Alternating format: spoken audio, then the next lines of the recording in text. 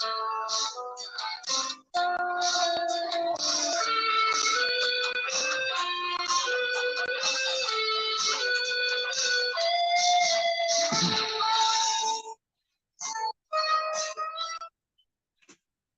evening, ladies and gentlemen. Welcome back to the Shadow and Sun Show, and welcome back to another Saturday night sci-fi Shadow Chat.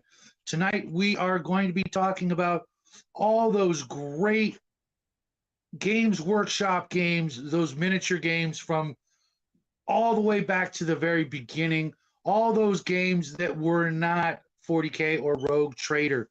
I threw the link in there. Tonight's going to be a bit of a free-for-all.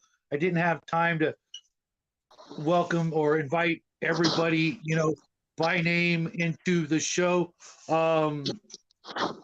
individually, personally. If you want to join, there's the link. Grim is there. I do not know why the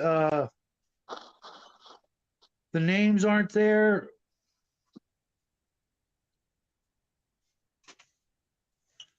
Hey, buddy. I don't know.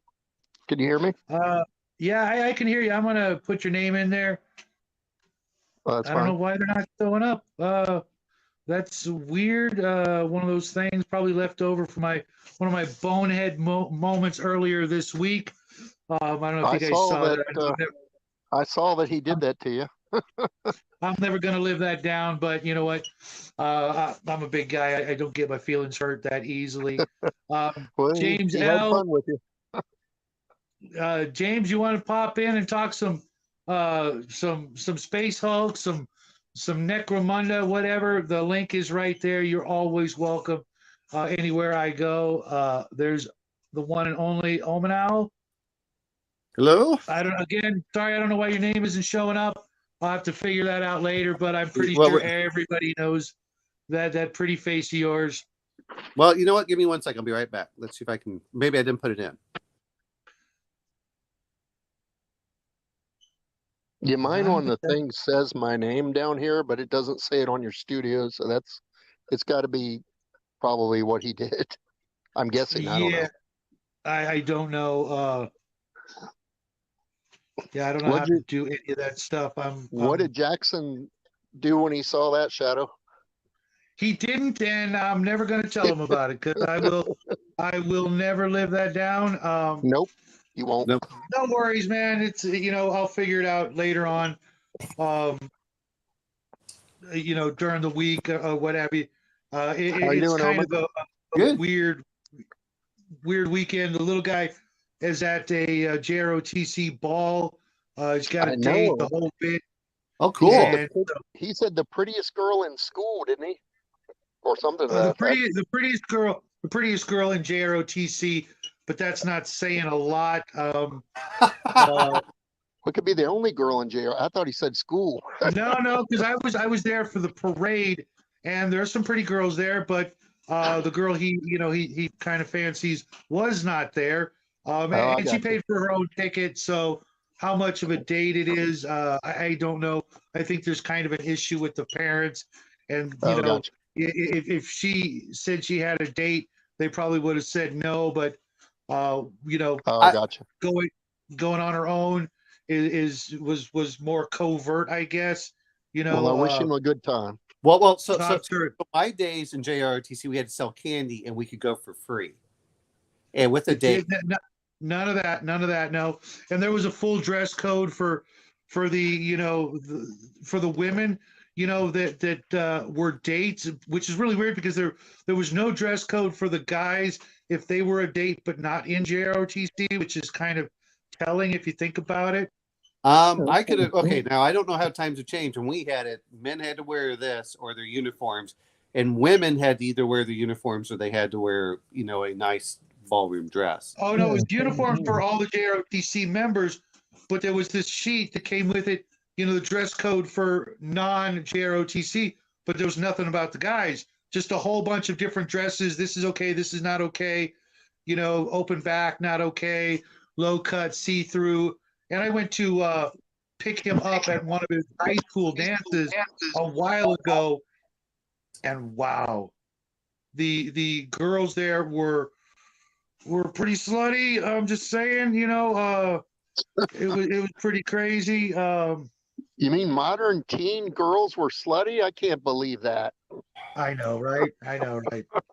No. Hold it. To be fair on this, as I remember, in college, all the girls would go over to the bars, and all I could think is, "There's the slut walk of shame 2, and then there's a one back." But no, Jackie needed a shave before he left, and he had everything.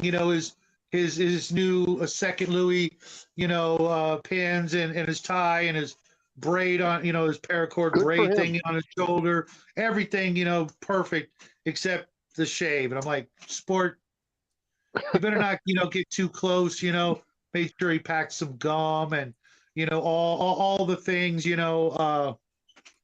I hope she doesn't have a mustache, she's probably a Latina, so she probably, has a little bit of a mustache, you know what I'm saying?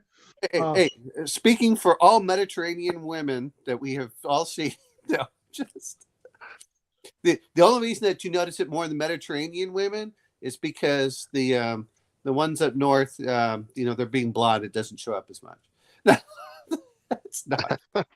Yeah, I've always had a severe thing against the peach fuzz or anything on a female. I get the hell away. Go do whatever you need to do. Just get that away from me, because I'm the only one allowed to have any fuzz. It was the Adam's apple that scared me. Yeah, but that would do it. They got an apple, they got a banana. Just leaving that out there, because dang, have some, Actually, the problem isn't the see-through tuxedo; it's the Spider-Man underoos that they wear with it. Oh man! Now I'm gonna be sick. I'm really surprised they didn't bring back those underoos. Back in the day when I was a little bitty kid, that was like a big deal.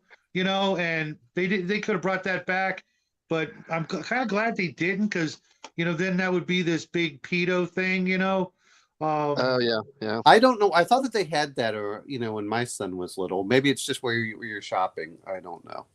I only shop at Walmart. I know everybody's going to hate me for it, but literally that's all there is. Every grocery store other than Walmart is literally twice the price, and I'm like, I can't do that. That's true. Every once in a while we'll pick up something, but I don't want to turn this into another prepper video. But yeah, I gotta, I got a bunch of Kickstarters coming. There's, Grim and I were just talking about it. The Galacta 25, which is actually now Galacta 3 Kickstarter starting this month. I've got a new Dungeons and Lasers Kickstarter this month, even though I just received my Dungeons and Lasers and I'm going through them. I used an entire bottle of, my son calls it gnome oil, but Nuln oil, for just this box set here of the Giant Lands. It's a bunch of arch columns and a little gazebo looking thing, and some scatter terrain that's broken pillars and stuff like that. It's really nice. Let me show you guys real quick the gazebo. Is that the giant? Okay, wait a minute. It's Land of the Giants, not Giant Lands. We don't want to confuse the two games. Right. I've done that already. But here's the gazebo. Oh, that's cool. That is actually pretty big. I mean, that is pretty impressive for a piece. And it was 8 pieces each half, because I didn't put it all together. I would never get to paint the inside properly. But this was 4 pieces. This was 4 pieces. And I actually have 3 complete sets of this. And I've already decided I'm probably going to give one of these sets away. I didn't get the swamps or the forest, because the swamps was mostly these little catwalk, boardwalk things for, and I'm like, I got a mountain of craft sticks. I could do that, and it had a little plastic boat and a big giant dead fish. And I'm like, no. And then the forest set was a bunch of plastic trees. And I'm like, yep. Yeah. You can make that pretty easy. Although it sounds cool. Well, the problem I have with swamps is, like you said, with trees and stuff like that. But, what is unique about a swamp?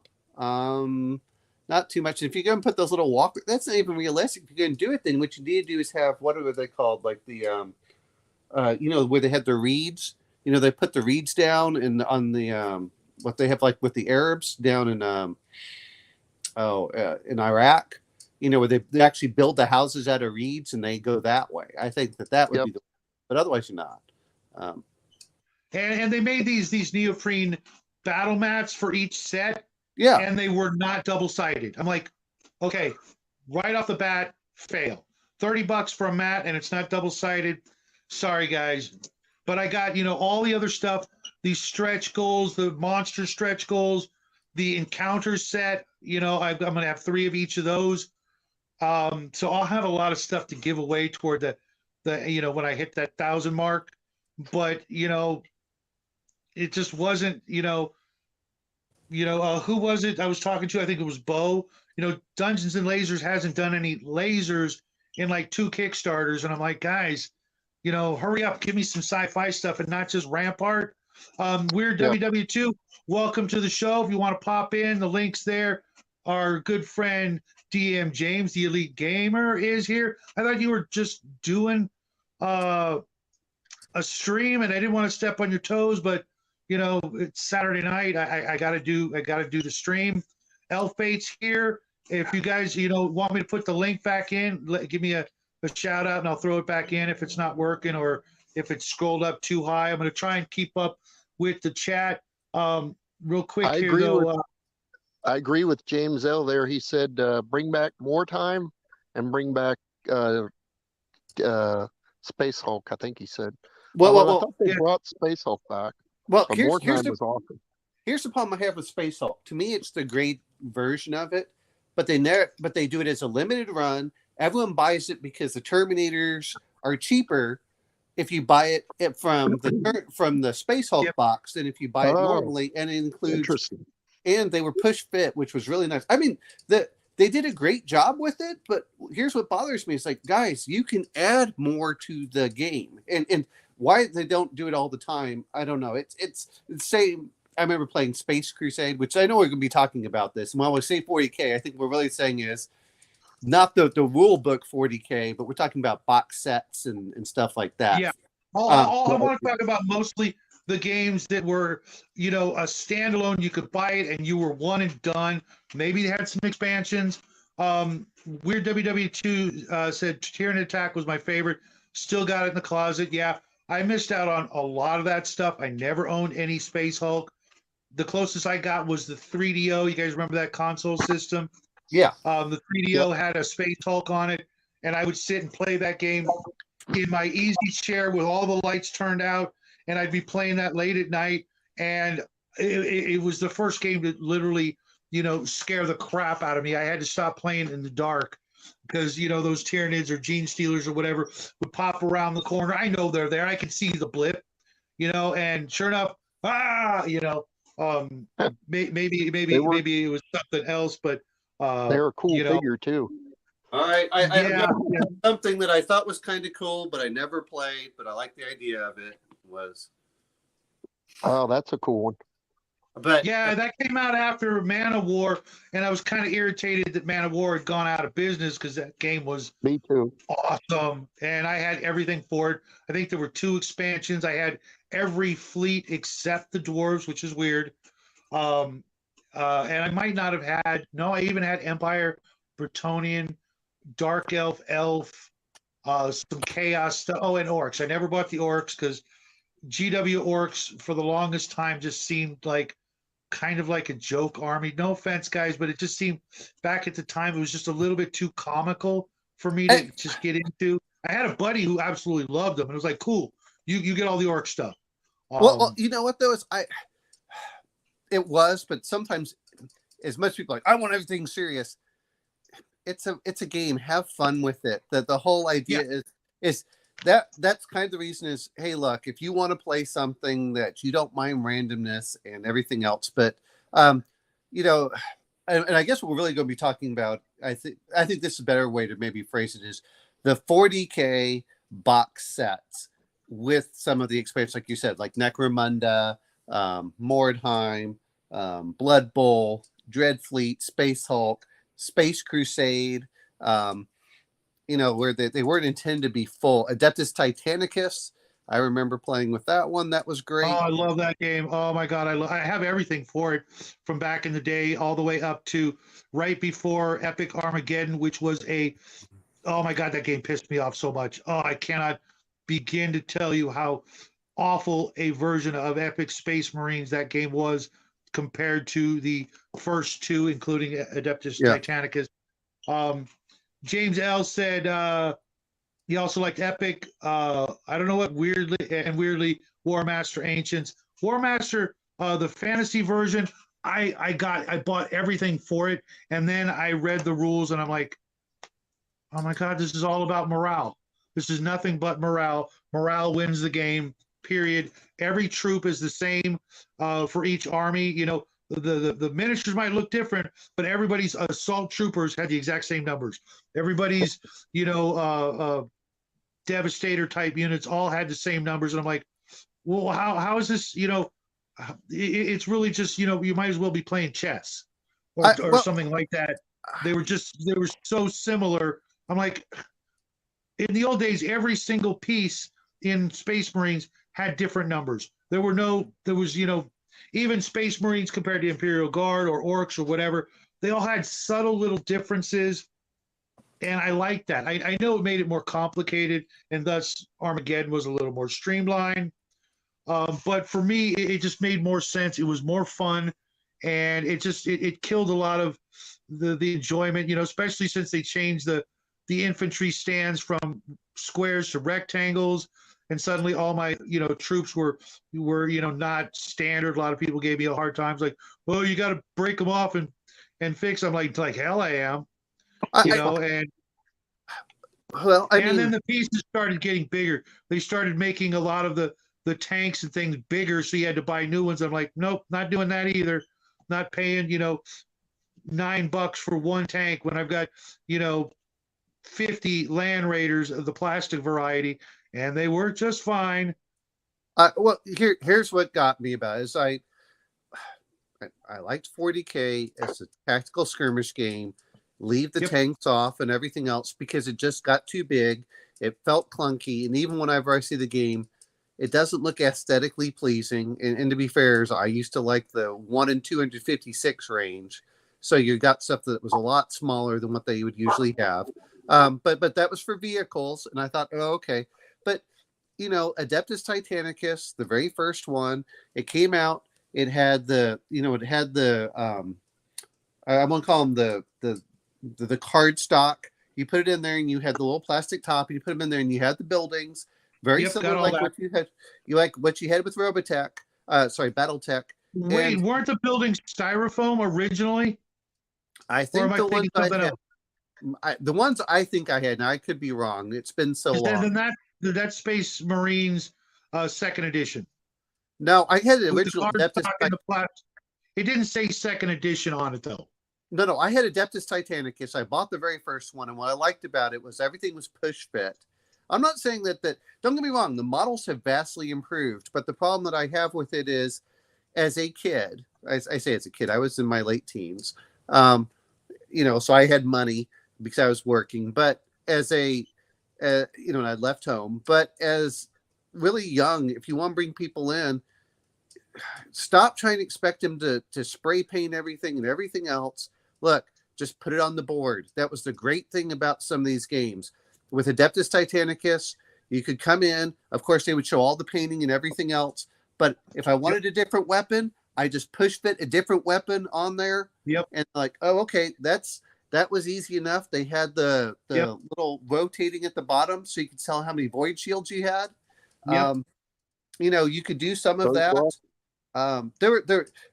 That's the reason I liked Adeptus Titanicus, and that did well enough that they started bringing in other stuff, which led to Epic. I mean, Adeptus Titanicus was the entryway into Epic, was my view. But right, I thought Epic was good for a lot of things because you felt like you could have large armies and you could put them on the board, and it didn't feel like this. Like nowadays, I watch these tournaments. And everything is hiding behind. I mean, it's so unrealistic. It just bugs the hell out of me. There is no real tactics. It feels too war gamey from that very aspect. I don't even want to say wargaming. It feels so unrealistic. I said that's not what I wanted for my miniature games. I wanted the feel of actual like real combat with real tactics, and I felt that you got a little bit better from that from Epic. Now, of course, when we say big stumpy robots, let's be honest. A Titan dwarfs a battle mech. A battle mech is so tiny compared to Yeah, a battle mech is a little bit bigger than a dreadnought, maybe 2 or 3 times, but a Titan is 100 meters tall.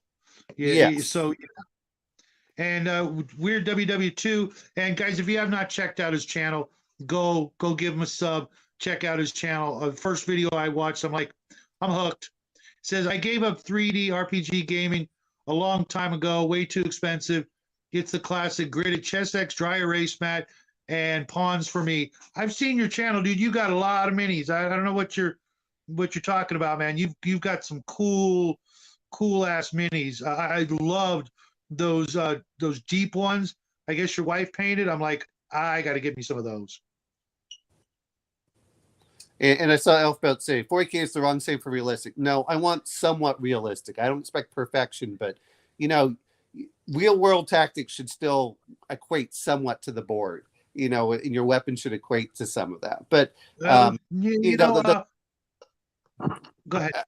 My real point is when the rules are so bad that you have to hide. Like I saw people when they're doing their tournaments, they hide everything behind a wall, and I was just like, no. Well, for me, it's bothersome the fact that they're getting ready to jump down, the barrel of 10th edition of 40K, and I'm like, that's starting to sound a whole lot like, some other games. It's like, hey, can you get it right, or is it not a matter of not getting it right? It's just a matter of, it's going to be a constantly changing thing to get new people in and to get new money in, and you don't care if you irritate or even alienate your audience, because the audience you want is whoever's just gonna shell out the money. And then going into a Games Workshop store lately has been, I mean, Jackie was almost crying on his way out. Weird WW2 link ready to pop you into the stream. What's up, guys? Hey, What's happening, man? How you doing? Just kicking back on a Saturday night, doing a little painting myself while I chat with you fine folks. I've got a crap ton of stuff to get. Well, not a crap ton, but I want to get these things, this terrain. I just got one set of it painted and shown off before I just go into nothing but mechs, giant stompy robots for the rest of the month. We're doing a mecha march or whatever you want to call it. My son hates my alliterations, but for me, it just, You're it a helps dad. me You got to focus have on, that kind of stuff. yeah, it just helps me focus on what we're doing. And a theme month for the channel has always really worked out really good for us. We've done superheroes, we've done Wild West, we've done sci-fi and horror, and it just, instead of just, whatever the flavor of the month is, we pick stuff. Obviously, October's going to be, horror, but okay. other than that, I got to mention the Shadow. Goodman Games just got some more stuff for Weird Frontiers, and it's 20% off. But just because it's Cthulhu meets, I guess it's very similar to Deadlands, but except a DCC rule set. and Shadows of Brimstone, which is our, or if the channel had to pick a game, it'd be Shadows of Brimstone. Isn't Shadows? I thought. Well, sorry, I was thinking Shadows over Camelot. But And no. Elfate's going to come on in too. Welcome. Sorry, guys, your name's not showing up. I don't know what I did, or if it was Hungar messing with my name thing earlier this week. You were talking about realism in your tactical gaming, right? I'm the same way, man. I mean, I want to play like realistic, military doctrine on my tabletop, and I couldn't find that anywhere in miniature gaming. So I wrote my own rules. I just wrote my own stuff. Well, I found stuff, like I think a couple weeks ago we were talking about Harpoon. I'm talking about like 28 mil, like infantry combat. Well, 28 millimeters is just going to be too hard. But my real point on that is it's fine. If you look at the old 40K, that was kind of the idea it was going towards. But and I understand things being close. But my real point was when the game rules have gone so far away that it doesn't make sense to even play. That's what I'm referring to. It's not that it can't be semi-realistic, but what I want is flanking means something. I want morale to mean something. I want it where you don't put 40 guys behind a single building. I want them spaced out. And that's fine. I understand why there's what happened to Eli? He'll come back. Okay. And Elite Gamer, which is DM James, says, I missed Omen Owl. I'm not sure what that refers to. I'm not sure. Maybe I wasn't on with him earlier today. But I think that's. But anyway, trying not to talk about all war games. There are war games out there. There always were. I was used to chits and all that other stuff, and you could always replace those with little linemen. You always saw that with the big Gettysburg, diorama, stuff like that. And I think that there's that aspect, but if you can do a 4x4, I think there are probably some other better games. I understand why people do it, but I'd rather play with smaller minis, because I really don't care about my infantrymen. I really don't. If I'm playing with the little tiny minis, it's all about vehicles. And if I'm playing with really big minis, it's about the infantry. And I think the problem is that they're trying to mash it together so much that it feels weird and off. Like 40K, I don't play modern 40K, like current edition, but from what I've seen, it seems like you're right. They're trying to fit maybe company level or even battalion level warfare on a 28 millimeter table. And that's why if you're playing Imperial Guard, you got nothing but it turns into a flames of war. You got tanks stacked right all next to each other. It's just ridiculous. Yeah. Well, the other part is I don't mind it if it was Imperial Guard, which would be a platoon. And then, and I guess that's what it really comes down, which is why we're talking. This is why I think that the push fit, and I understand, I'm not really going to talk about GW because I think that a lot of their entry level games. Not going to talk about GW. That's what we're here for. No. Well, you know what I mean. I'm not talking about their business practices. I'm saying, but I think the beginning part of GW, which was very attractive, was you could buy these little games and you could upgrade them.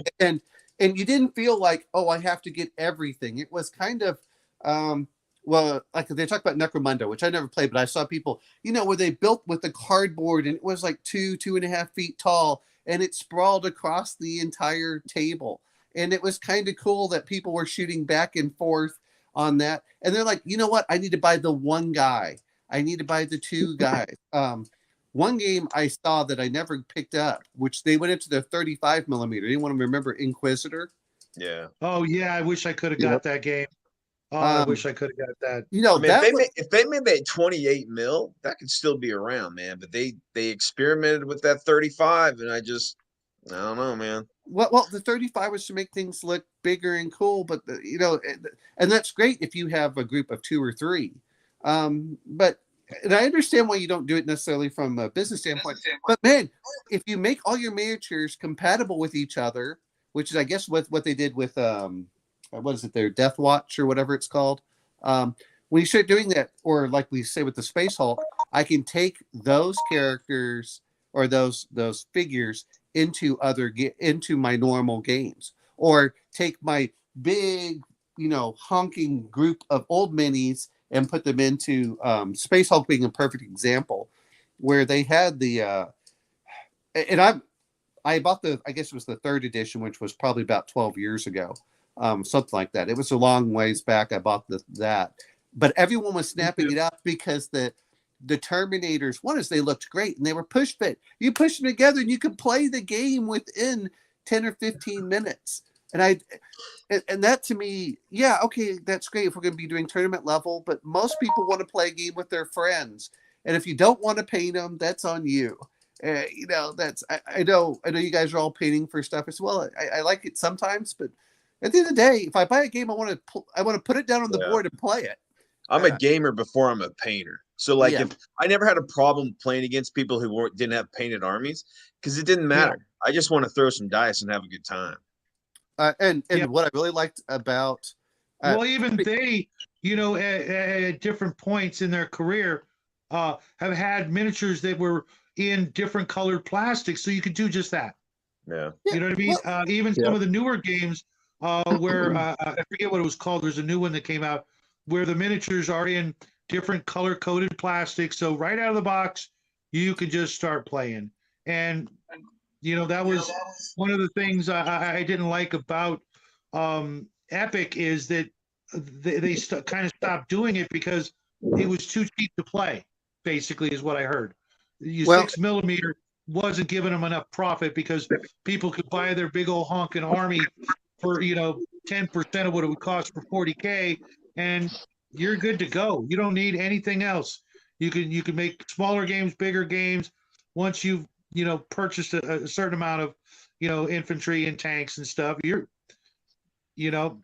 well, you're done. You weren't coming back for more stuff unless they put out some new airplanes or big tanks or something in the magazine, give you a reason to like, oh, I want to try this out now. And even then, $20 and you bought your 3 new tanks, and that wasn't enough to I'm make gonna them bring happy. look. I understand from a profit making standpoint, but from just a player standpoint of getting people into it is, before GW went public, they really did a lot of experimentation with stuff. And I understand the tournament scene and everything else. That's fine, but at the end of the day, I don't want to have to carry 40 pounds of miniatures or something like that to go play a game. And the other part is, man, it's a lot easier if one person buys a game that you can both play, unless you have a very well established aspect. The other part that we're talking about is, the miniatures went up from, I think it was 25mm to 28mm, and now they're talking about 32mm. They're getting slightly bigger and bigger. Okay, I understand the detail and everything else, but there's two sides of the hobby. There's the painters, and then there are players. I am much more on the player side.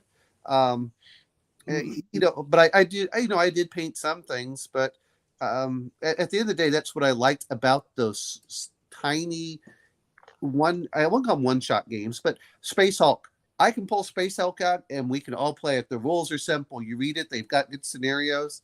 And I'm going to use that one. And then they brought out Deathwing, which was really good. To be fair, Expansion. Well, the expansion, to be fair, they did I think it was the 3rd edition or whatever the one I bought. They basically mixed the Deathwing and the original Space Hulk together. So it had a lot of the same rules. They did have some things. What was it? The assault cannons. The assault cannons weren't in the original. The lightning guns weren't in the original. Dreadnought and the Hive Tyrant and some other things came out as well. And I think Eldar were in one of the expansions. Yeah. I don't remember that. I only remember 3 that I had. I had Gene Stealer, Space Hulk, and Deathwing. Deathwing. And the Deathwing started bringing out more Psychers, and then Gene Stealer started bringing out the cards for the psychic abilities, and you would use those. Hey, Fritz, how you doing? Excuse me a second. Yeah, go ahead. I'm backing up on the chat. GM's Alcove, that's Fritz. He just joined in. How you doing? I want to see if Elfe, what happened, buddy? You popped in and then popped out. War Master. I know Kevin said morale is very important, but for me, that game seemed like the morale was suddenly more important than the numbers and the fighting. You could lose the game, entirely through morale. And I know wars have been won and lost because of morale, but I didn't put my undead army on the table. Why are we getting an echo? Just to have them run or disintegrate, because of a morale issue so early in the game. After certain casualties, absolutely, I get that. But the other part is now I just want to talk about the game so much. I don't want to talk about their how things have changed and stuff. I just want to talk about their great games from years past, because they had a lot of them. That's why we're here. I like Go I ahead. like the Chet games, like the Horse Heresy game and the Doom of the Eldar. That the Horse Heresy game was like the invasion of Terra, and then the Doom of the Eldar was I think the Tyranids are attacking a craft world. Craft world. Yeah. Yeah, that was a lot of fun. Weren't there some of those Spy Fantasy Flight? I don't think I know that Star Crusade or Space Crusade was Milton Bradley in GW. Well, I we'll had take a Space copy of Crusade. that. I had Space Crusade, and my friends always kept saying the doors looked like vaginas. But the well, we were in the Army, or we were in the Navy, so of course everything. But they're like, oh, it looks like a diseased vagina. I'm like, well, thanks, shut up. Anyway, but we were. That's the first place I got Tyranids, and of course they had the bone sword weapons, and you could get a few other things. But I thought that was interesting. I liked the scenarios. I do like the scenarios we could play, just like the old. But that's almost where, man, they gave so much out there that I kept getting the little plastic, and they were not great, to be fair. They were. It's like Hero Quest. Which was another Milton Bradley GW stuff, or Hasbro. I still have an original copy of that as well. Yeah. Hey, Grim, what was that game we were talking about earlier before the show? Chainsaw Warrior. That was an awesome game. That's a solo yeah. game made by GW that was just awesome. It's a modern game. It takes place in modern times, where you play a chainsaw warrior who's going into, I believe it was, I don't remember the building, but I don't think it's an Empire State Building. It's a building, and a guy named Darkness, a creature named Darkness, is coming through, and he's bringing evil. He's opened a void, and a bunch of soldiers have gone in, gotten killed. And you're the chainsaw warrior. You have a laser lance, I believe it was called, and you're supposed to kill Darkness with it. And that's an awesome game. Yeah, I think 2 players can play it. Very, very fun. Has anybody played that? I have not, to be fair, most of the stuff I had was 40K related. I played it. It was when I was a kid. Fun game, yeah. Well, some of them I could see the game there, but I never saw it at the stores. One was Blood Bowl. I keep seeing people talk about Blood Bowl. And again, you don't have to get a lot of miniatures. And then the other part is, man, it is so easy if you can get a little box to bring over to your friend's house, and you can just set stuff up. And that was like Kevin was saying with Epic, you could play it on a coffee table. You could play it on a cutting board if you had to, or a checkerboard. I got a question for you guys. Do you see kids playing GW products? I mean, kids. Like when I got into 40K, it was 87, and I was like 15 or 16 or something like that. Yeah, just come out. I could afford that. I could afford the book, and I could afford $20 for 2 Land Raiders. My son's high school had a GW club because it's right across the street. Up until the pandemic came along, and then everything shut down. So, and they didn't bring it back because since then, GW's store policies and things like that have changed so much. They're not playing in the stores. They're not playing at the store by his school. I'll see, I've seen a couple of times going in there for paint. A dad and his really little kid come in, and then they're just looking at the prices, and they just walk right out. There's no way a kid, again, being a 15-year-old kid working some minimum wage job, can afford any of this stuff. You're right. I mean, none of it. I have to look at, I'm trying to look what prices were from back then, because I have to start looking at certain aspects. Most of the people I see who play tend to be, you're right, they're like in the military. They're a bunch of soldiers with a lot of disposable income and nothing to do, which is never good. But I, as a kid, I remember buying some of the stuff, and I remember buying 30 Space Marines in one box, which had all the individual pieces to put together. That was one. Again, I'm not trying to knock it, but if anyone remembers the original 40K, it was you buy a box of the Space Marines. You don't have 30 of them. I think there were only 10. And then you had another one. I believe there was 20 or 30 in the original. No. There was 30 in the box, but the scenario only had 10. Oh, yeah. Yeah. That's what I'm referring to. You had a scenario of 10, and then you had like 16 orcs or something. They put a little storyline in there. Yeah, I know. Yep. Those Thanks, are, James. and I agree with James L. talking about Mantic. At this point, I'm not trying. You just play roles, but I just want to talk about the old games. I don't want to talk about their policies and stuff, because that goes down to way down there. And let's be honest. Okay, how about Necromunda? Any guys remember that game? Oh, I yeah. remember seeing Remember it. I never Confrontation. played it, but The gangs of fun. Oh, yeah. Confrontation. That's going all the way back to the beginning too. Yeah, that's the White And Dwarf we were stuff. also Right? talking about Dark Future. I had some of the cars for that. Dark Future. The whole Yep. Road Warrior thing. Very fun game. But Yep. for That me, came with Necromunda bikes was one and of those cars. games that Awesome game. once you bought the box, it was such a great game because you and a buddy, you chip in on a box, you each get an army, or a gang.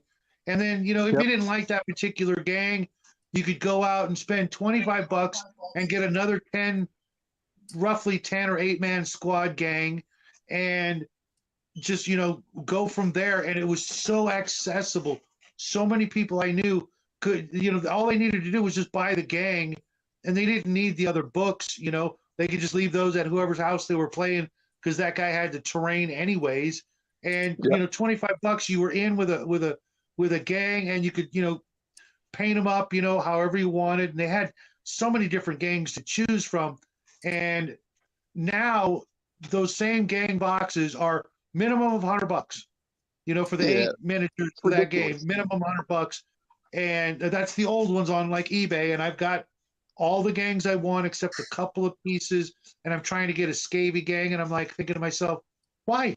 I can just grab some zombies off my table, throw some guns, and I'm like, that cost me $5, maybe 15.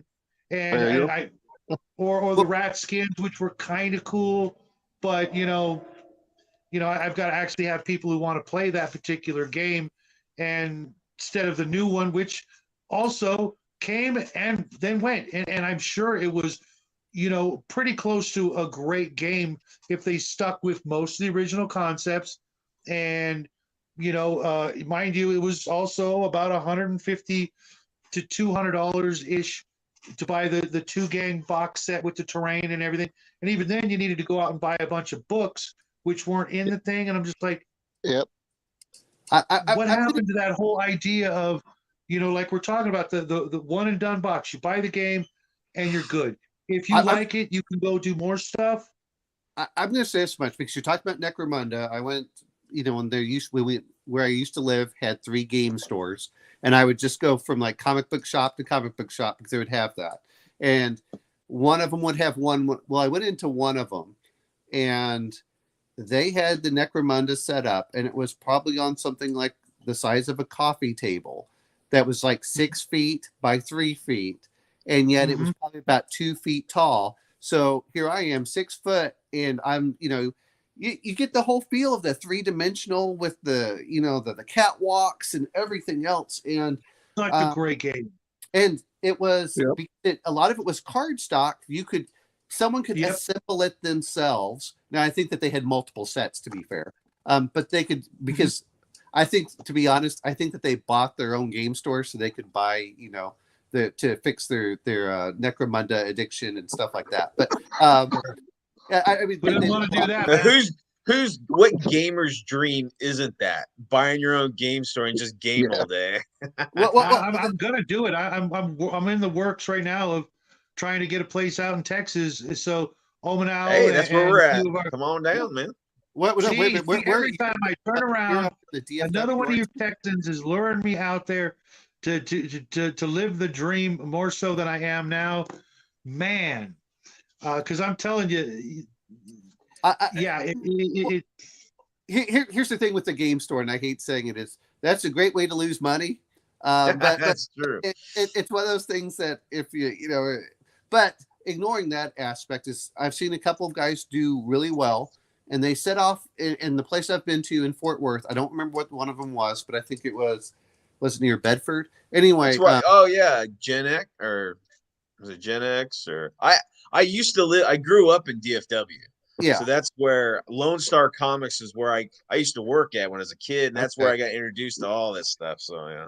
Well, it was Hugh, or what was it? Euless and Bedford. Anyway, but there were a couple of stores up there. One of them had really great things. They had a little room in the back where people played D&D. It was really claustrophobic. But another one, what they did is they just had a small area of, they had a small corner where you'd buy stuff. And then like 2/3 of the place was basically just gaming tables where you could play. And yeah, that was the other part too, is 300 points versus 300 points. But it was like squad versus squad. Or if, if there were cheap points, man, and the other part was those games did not take 3 or 4 hours to play. They could go by really fast. And I'm going to mention a little bit different, which is I remember seeing people play War Machine at one point in Hordes. I saw guys literally when that came out, and I forgot what year that was. When that came out, guys would literally be playing, and they would say, you know what? They would finish up a game, they would walk over, buy a new miniature, and literally glue it together in front of everyone, and then put it on the table to play. And that's kind of what you want. Is you want that instantaneous. I'm going to buy this because it's something cool, and I can put it on the board. And I understand why GW does it, but that's the one thing that kind of. This is why I like the push fit, and I mean high quality. That regardless of however we feel about GW policy, that push fit that they did for the 3rd edition, and maybe they did another one later, of Space Hulk, those are fantastic miniatures. They are highly detailed, really good, and they're playable. I wish GW would do that because the Milton Bradley stuff was kind of crap compared to the you look at it and you're like, all right, fine. You put them together. They're not that great. But man, you just get some trimmers, trim them out, and you push them together. Especially for the new people to the hobby. Yeah. Bo, what's happening? Welcome to the show. I work with a lot of really complex miniatures that, you've got to clip, file, sand, glue, putty, etc. Push fit, take all of that out of the equation. You clip it. You can use scissors half the time because there's nothing fiddly that's going to snap or break when you do it. And, instantly you're playing with multicolored plastics that are out there. I bought a Gundam kit a while ago, and I was blown away that they had different colored plastics on the same sprue. I'm like, oh my God, that's freaking incredible. You know what you could do with that?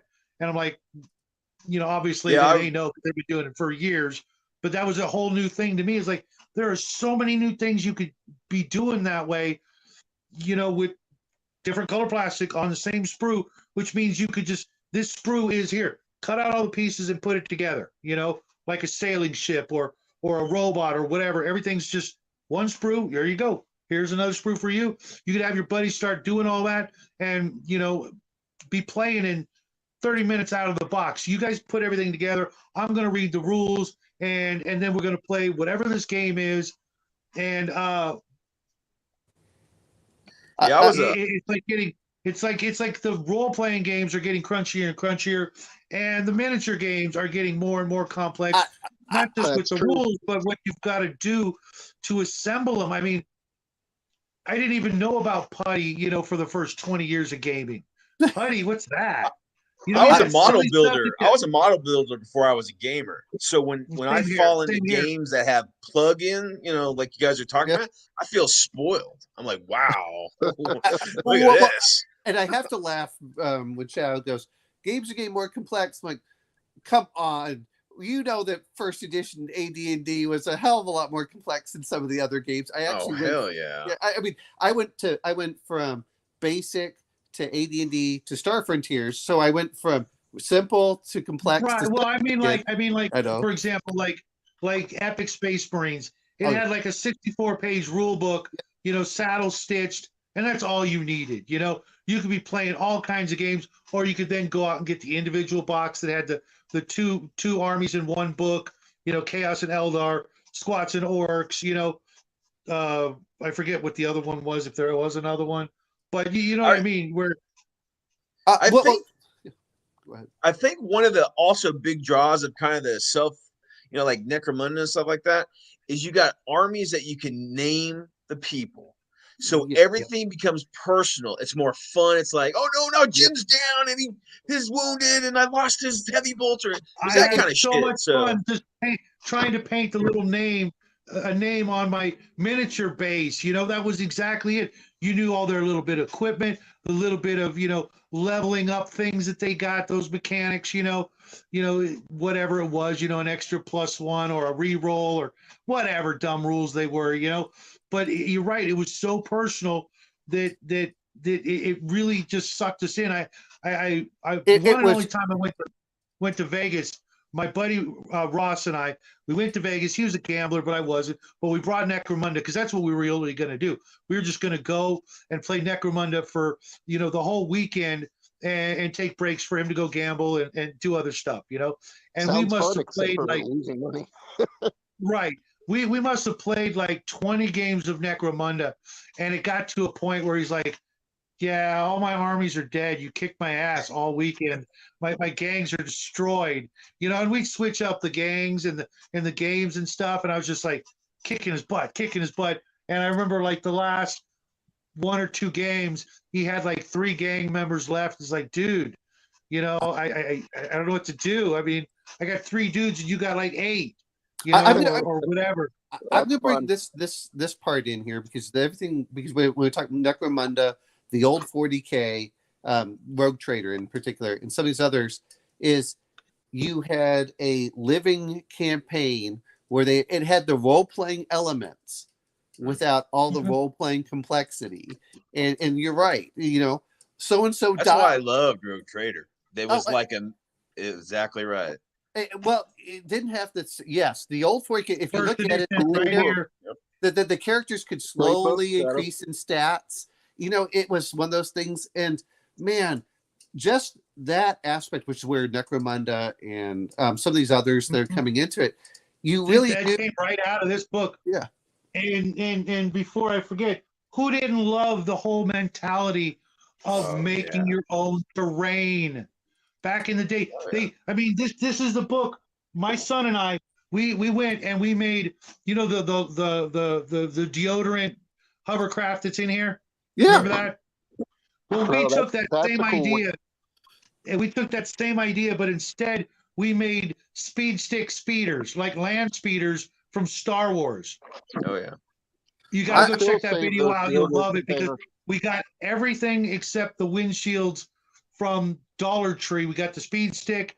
We got these cool little lights that, I kid you not, are perfect nacelles or whatever you call them, the jet ports, you know, the things that made it go, the little, you know, jets on Luke's speeder.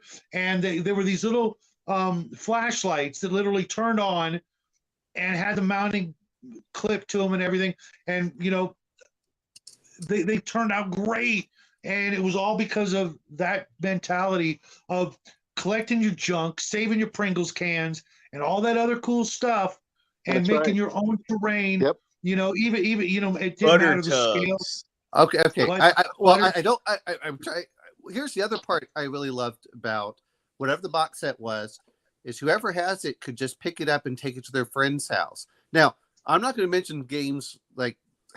Some of the games are really horrible for this stuff. It's like you know, it takes a long time to put together and tear down, you know, where to put on the table. And I'm going to use GMT games as an example, or Avalon Hill, those old games where it would take 30 minutes to an hour to get all the components out, get everything set up, play, and then it would take another hour to put it back. You know what was great about those old GW games? You put it on the table, you were done. If you go to the next scenario, or you say, you know what, we're going to do a modified scenario, and then you can kind of go out and play. Very nice. I remember Starship Troopers with some. I played that a bunch too. My father still has that. Avalon Hill game. But 1976, guys, 1976. I wasn't even 10 years old, and I still had this. It's the same one I've had all that time. I've traveled from California to Virginia, back to California with this. Wait a minute, Shadow. I have a better thing for here. My father used to buy all these games, you know. So I used to play the actual. He would buy whatever was in there. I forgot what it was. You know, he would buy whatever looked like it was a cool game to represent like modern era and things like that. No, it didn't have John Carter, but he did have but he did have that one. And I opened that box That's up a good one just too. so I could read it. But the whole thing of in there was, man, when you went out with Space Hulk, I Not sci-fi, but Oh, Yeah. that's a great one. Boot Hill, man. Awesome game. but I only need to bring in one box and I could do it, or I could bring in two boxes. Like, I hate saying this, and I like the Conan game. I can bring in my Conan game, but I had to get an organizer for it. But man, the old games, you didn't need an organizer. You could just put stuff up and it was ready to go. Well, you're bringing up all these old, bookshelf games, and that's how I started. I was the Avalon Hill. Yep. My brothers, me Me played too. that, and then we played Awesome the original game. Dungeons and Dragons. But it wasn't until I Task came home Force one games day in Texas. and my brothers were playing a 15 millimeter Lord of the Rings miniature game on our dining room table, and I are you was like, sure it wasn't "What?" 25 mil? No, it was I think the Heritage 15s. Those are Remember the rules? 25. I have Are they not 25s? only Okay. not only that, I've got the rules and everything, but one of my best friends is the guy who's got the molds and will get you Oh, those wow. miniatures Dude. at about $3 a pop in not lead but tin now. Yeah. So anybody interested, hit me up, and I will. Well, it's classic miniatures. You can buy all the old Heritage miniatures for dirt cheap. But when And I saw yeah, when I saw 3D miniatures on a table of combat, I was hooked, dude. It's an awesome thing. I was hooked. I had a babysitter come over and he had the space, and we're only talking like eight, maybe 5 to 8 per side. And we just, all we did was clear off the table. We put a bunch of books and then put a tablecloth on, and that was our terrain. Yeah, it was weird. I keep hearing about how people put the table cover over the books. We didn't even bother with that. We just put the books, or a shoebox or whatever to begin with, And then when we got really fancy, we were playing Galactic 25 and using Legos to build all the terrain. Well, back when they had that cool first edition sort of sci-fi terrain with those little radar dishes and stuff. Oh man, that was stuff. Yeah. Oh, I remember having some of my favorite gaming memories. But I just by the fact that we had that, and we pulled out a ruler and or a yardstick, and that was about as far as you could shoot, and it was close enough. It wasn't trying to claim things were, but there was that. What were some of the role playing elements really sucked you in, which is where like Necromunda came in. And the other part was if you wanted a different character, you just bought a couple. You either bought a small box or something like that. It was easy to get into. If I wanted my friends to come in, and like you said, is you can have a little book, but I understand that GW monetized everything up to the point that it's too expensive where I really want to play into it. Like the topic for today's show with the GW, it's just not fair because, Steve Jackson had a ton of games at that time that you could just pick up. Avalon Hill had a ton of stuff that you could just grab and play. I have all those micro games that you could put in your back pocket. The Steve Jackson ones came in those hard shell, like little. They almost look like little toolbox or something. Yeah, there's a great. Yeah, TSR had some of those. Heritage had some of those. Avalon Hill and somebody else had some of those little.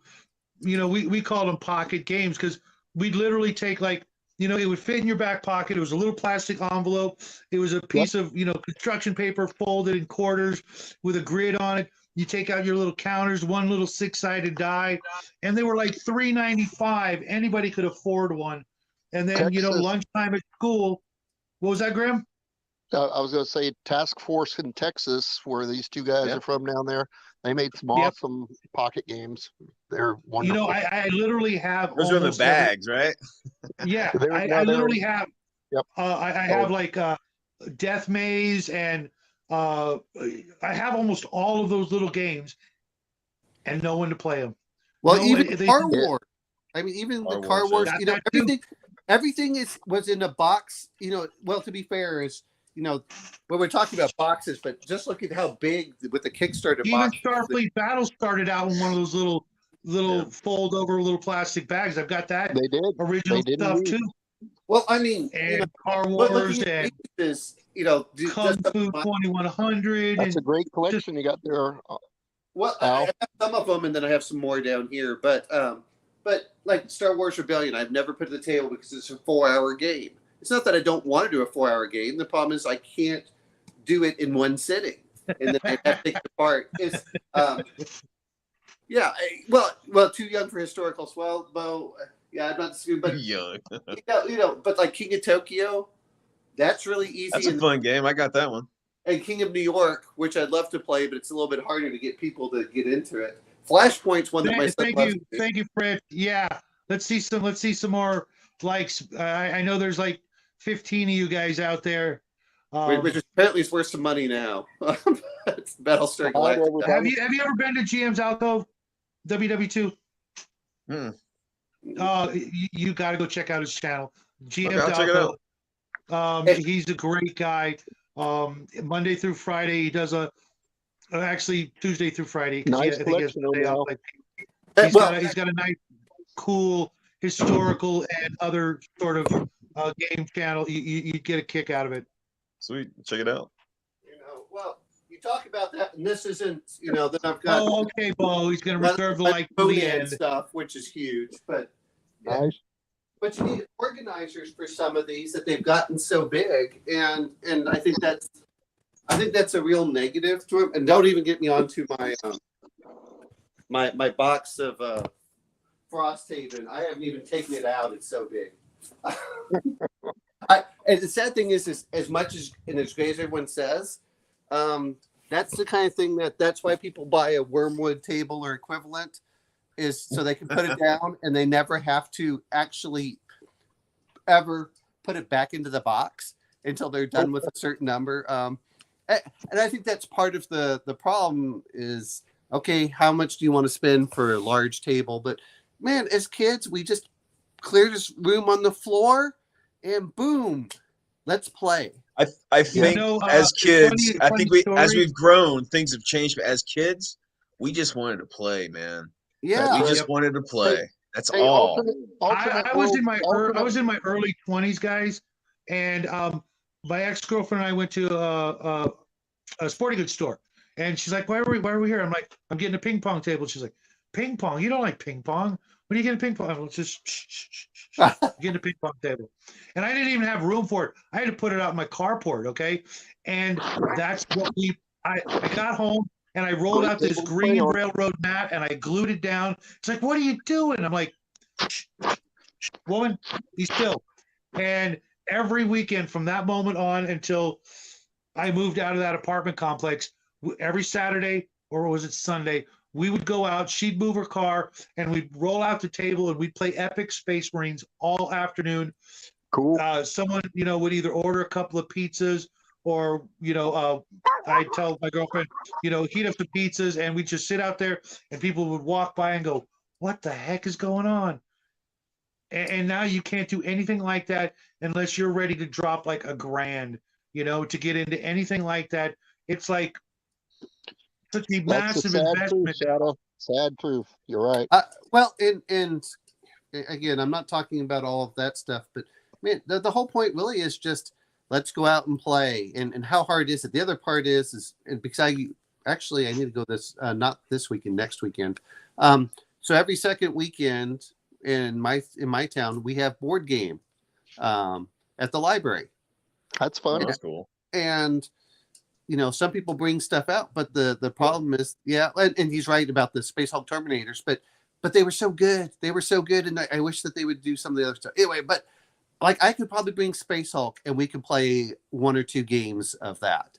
But I can't bring up some others because I couldn't bring up Gloomhaven. By the time I actually would have it set up and we play a turn and put it back in, that's the entire game. I said, I don't want to do it. That's the great thing about the old GW games, is how I want to feel, is that the people in charge actually play the game. I want to talk about 2 games that are GW that I know for a fact, at least one of them, my boy and I absolutely loved. Aeronauticus Imperialis. Okay. It's a standalone game unless you want to go buy new airplanes. Okay. It comes with 3 planes for him and 3 planes for me, and we'll switch sides. And it's such a refreshing game that goes back to games like Ace of Aces and what was that TSR biplane game? I can't remember it right Dawn now. Patrol. There you go. You know, where you pick your maneuver, and I mean it's that simple. We were actually able to play a game. Ace of Ace. Is it Ace of Aces? That book game. Right, Ace of Aces, but it harkens back to that where you pick a maneuver and he picks a maneuver and you flip to the page. Oh God, I can't wait to get a copy of that game.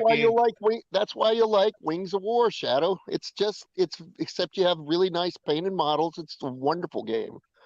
It's World War I planes. The planes are 1/44 scale. Beautiful. I looked into it. And it was a little more expensive than I wanted to pay at the time. I'm going to wait until spring and summer rolls around when everybody's trying to make their money back from the holidays, because it was going to net me like $150 for what you were showing me, and I could pick up Aeronautica for about $50 to $75. It's all you need. Right out of the box.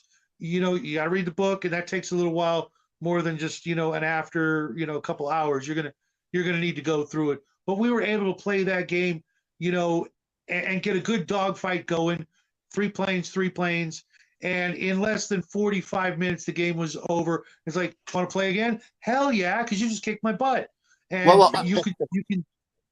You know, the only bad thing is the airplane model kits took me like 2 or 3 hours each to cut out all the little tiny pieces, file them, glue them in just right, and then paint them.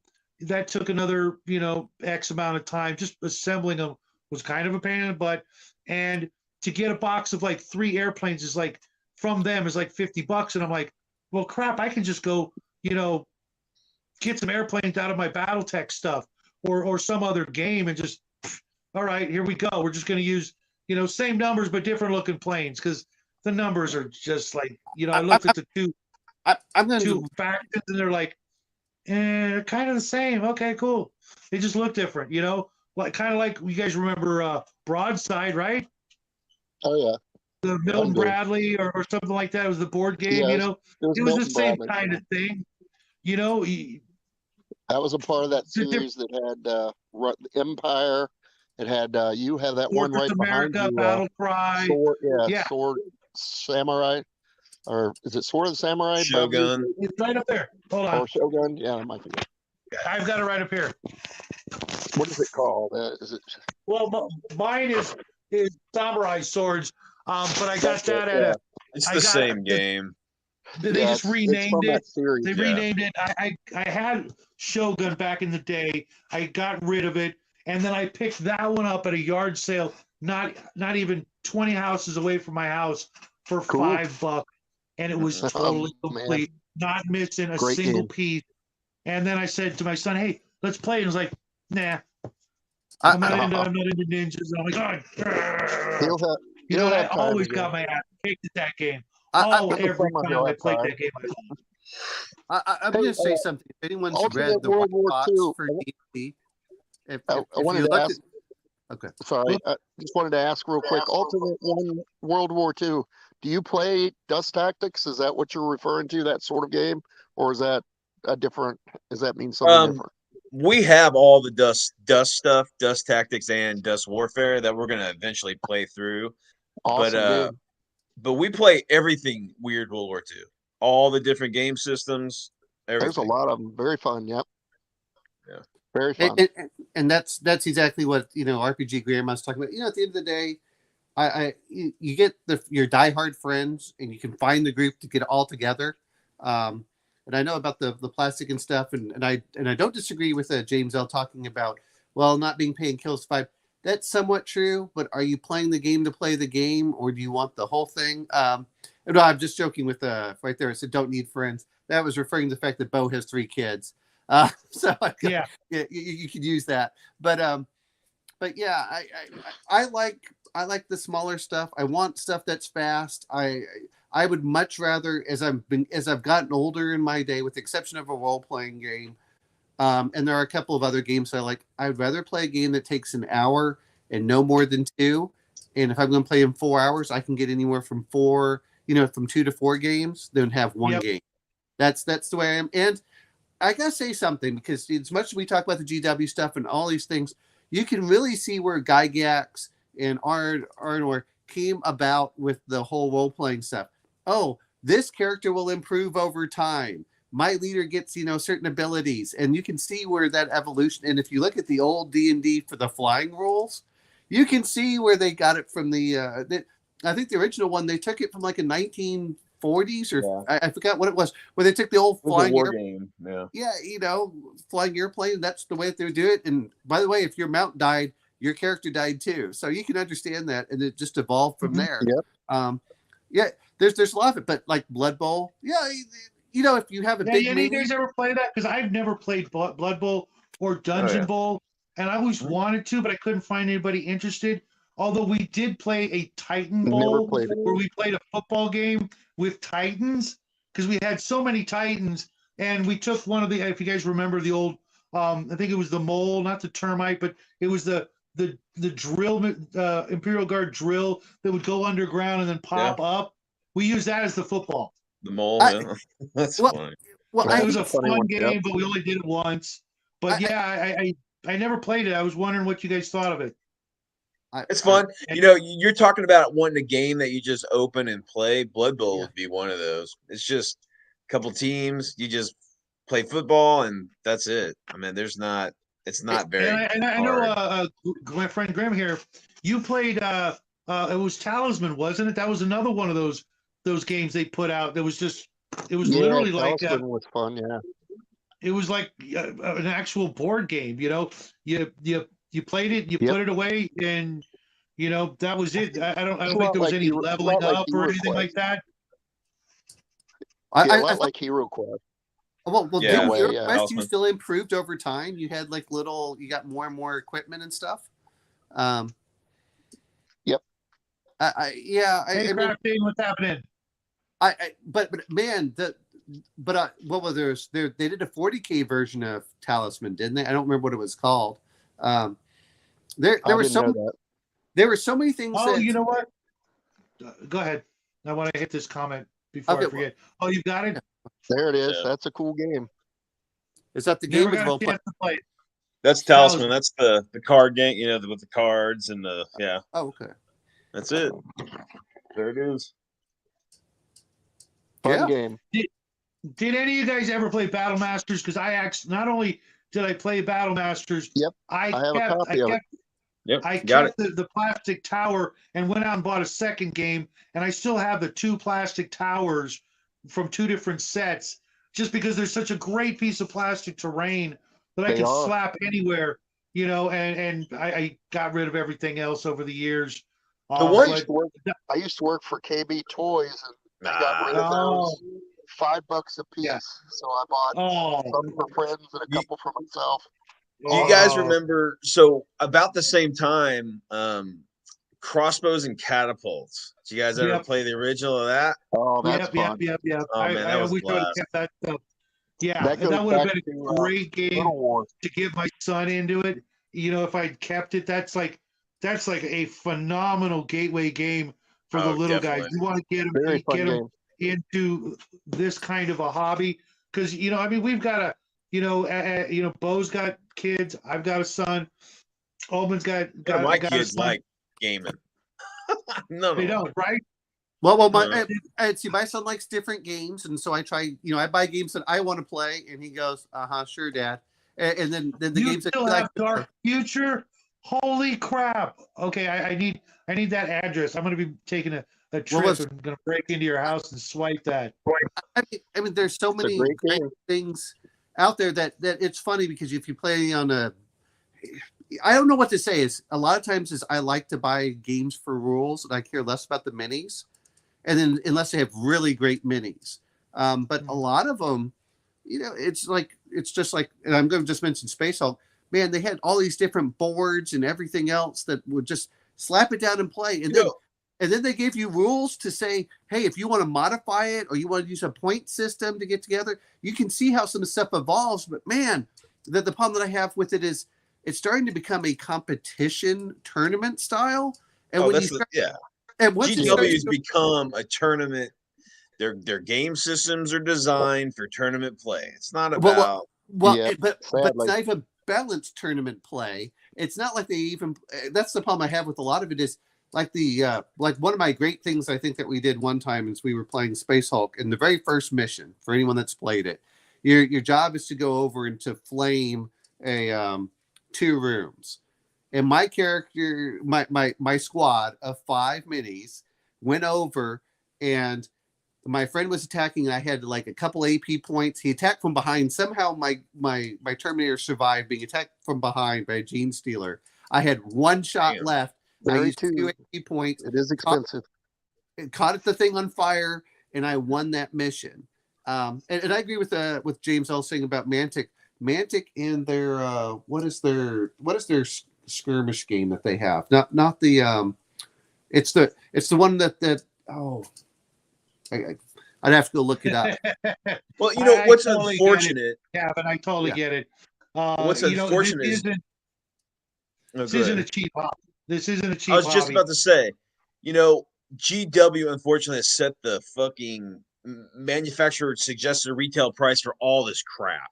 And even you have like these small companies, because I used to own a minis company, and it ain't a lot of money. I mean, if you're making huge like product, it was called What the Miniatures. But anyway, I mean, once you got like the molding and stuff down, I mean, we're talking pewter tin, minis. They're cost like 20 cents to make, guys. So don't all this overhead. I mean, initially, if they're gonna go like plastics and they got to get molds made out of metal, don't get me wrong, that's expensive. But they're selling at such a high rate, volume. There is no reason for this hobby to be this expensive. Well, that's why at all. That's you can why still buy I'm such a bars big and make them advocate. Out of That's metal. why I'm such a huge advocate for Archon Studios. Oh, they're great. Mind you, it's mostly Kickstarter. I just put together all their Wolfenstein stuff. Those minis just put themselves together, dude. That's a good alternate. I wish that was the case for everything. What was that, Grim? I was just saying that's a good alternate World War II thing. Wolfenstein. I love Wolfenstein, the video game, when it first came out. And we got the board game. I wanted to, before I forget, yeah. We have such heavy competition with these things. Oh yeah. Well, it's no wonder. Yeah, we are, and all the big mini companies are making their games now here as well. I can't turn on my device without seeing a GW inspired, video game, and I'm like, we've got to do something, guys. To get this. We're old grown-ards playing in a hobby that's just dying. No. I'm going to disagree with this, because the problem is we're looking at percentage. There were never a large percentage of these people, and even me as loving this miniatures, I still love my video games too. Okay, anyone's going to go over for that but there's something tactile. Watch children. My son still loves his Legos and his. You know what though? But they can't afford it. You guys probably may not have paid attention, but Toys R Us went under. Well, Toys R Us. Yeah. Great idea, RPG Grandma. They are a great deal. Finding a toy store or going into a Walmart and finding, the aisles are still where I live are half empty. Oh yeah. Okay. I bought these for my son when he was 1 year. Well, he was under 1 year old, because I knew he couldn't choke on them. He was still playing at the time he was 12. The giant Legos, right? The cheap knockoff Legos that you could buy at the Mega Blocks. Oh yeah, I've seen them. Yep, those are cool. And guess what? My son still loves to bang stuff around, and as much as he plays with it, we all talk about these things, but there's something tactile that's when we touch it, we smell it. As much as even people who love PDFs, they still love books. They do. I mean, to jump on Grandma's doing 172 scale stuff. Yeah, Grandma, I did a full Legion.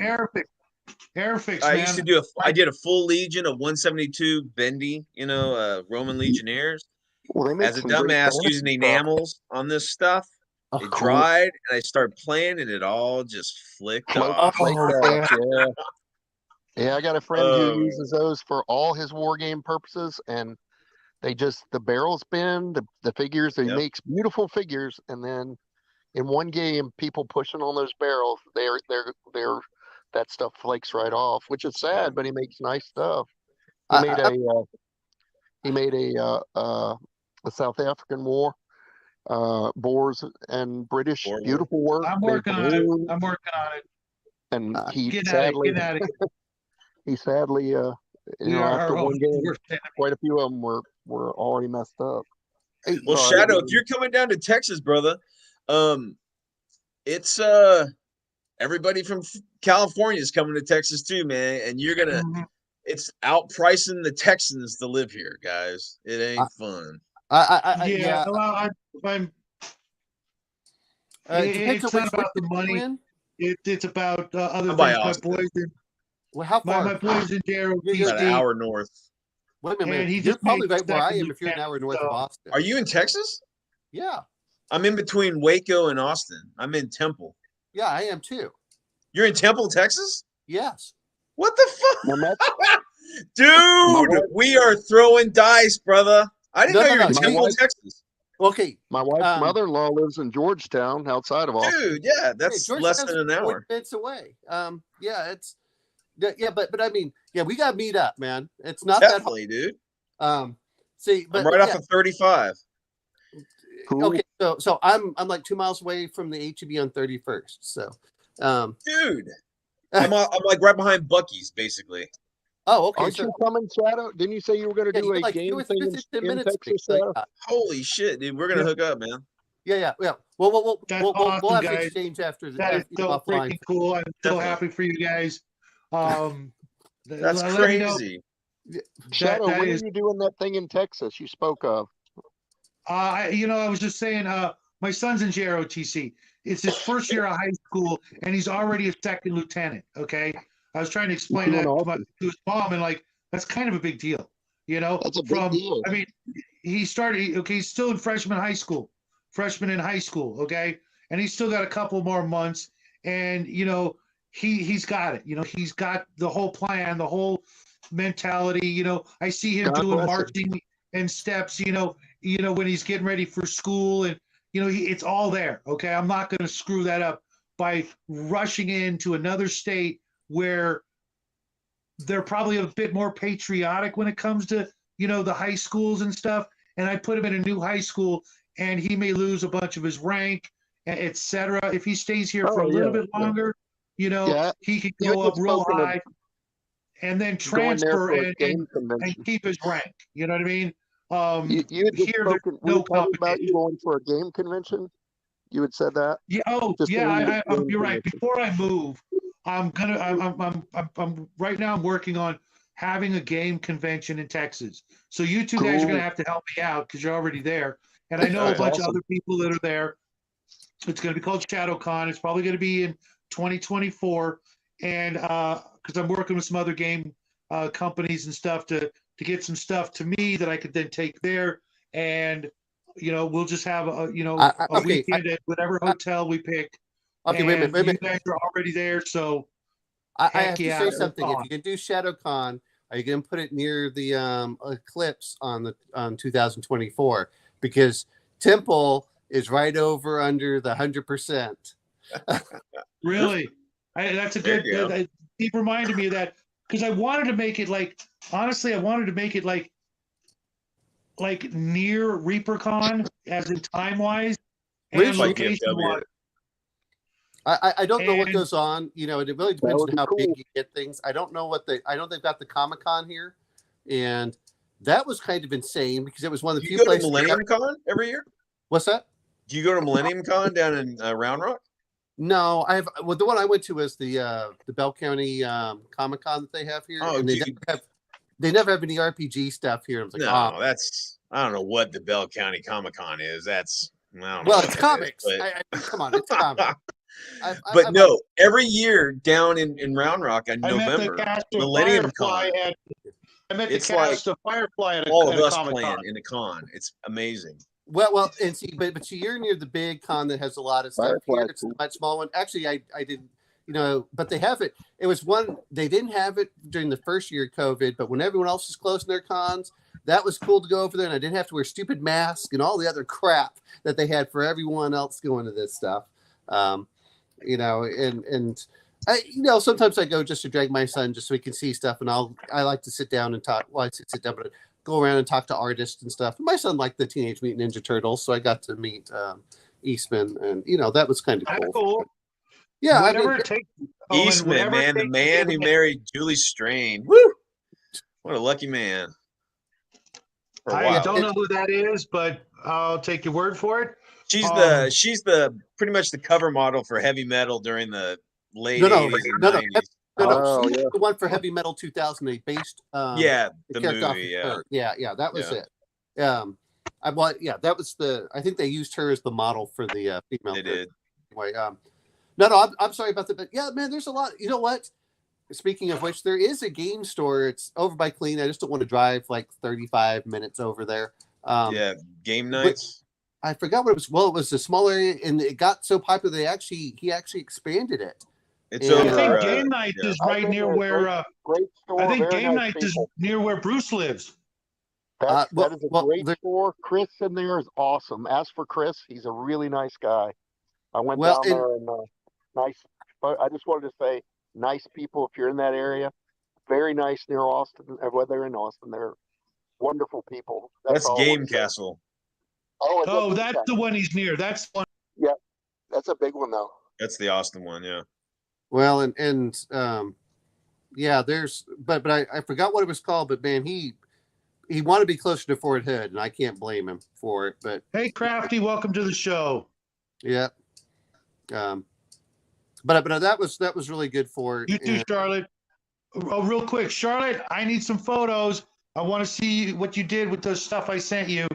It's been about a month. You should have been able to, like DM James paint 100 minis. I don't think I've ever been able to paint 100 minis in, maybe like 6mm or something. No. What I sent her was the 3-box stretch goal set from Archon Studios' last Dungeons and Lasers. A lot of it's little bits of scattered terrain, crates and chairs and stuff like that. But there's a whole bunch of minis in there. And when I did my 500 sub giveaway, I gave away a bunch of stuff. Omen got something. Grim got something. Charlotte got the grand prize. So every time I see her, I got to, Yeah, and it was funny, too, because she came in, like toward the end. She was already qualified to play the game to win. And Omen won that huge encyclopedia of Arduin. And if he's going to mention it, I got to show it off. I mean, come on, we got to. I appreciate that. It's Arduin. This is the World Campaign book. This is the World book for it. So it's system for Arduin. Is that a role playing game or? Okay, remember when the original White Box came out? Mm-hmm.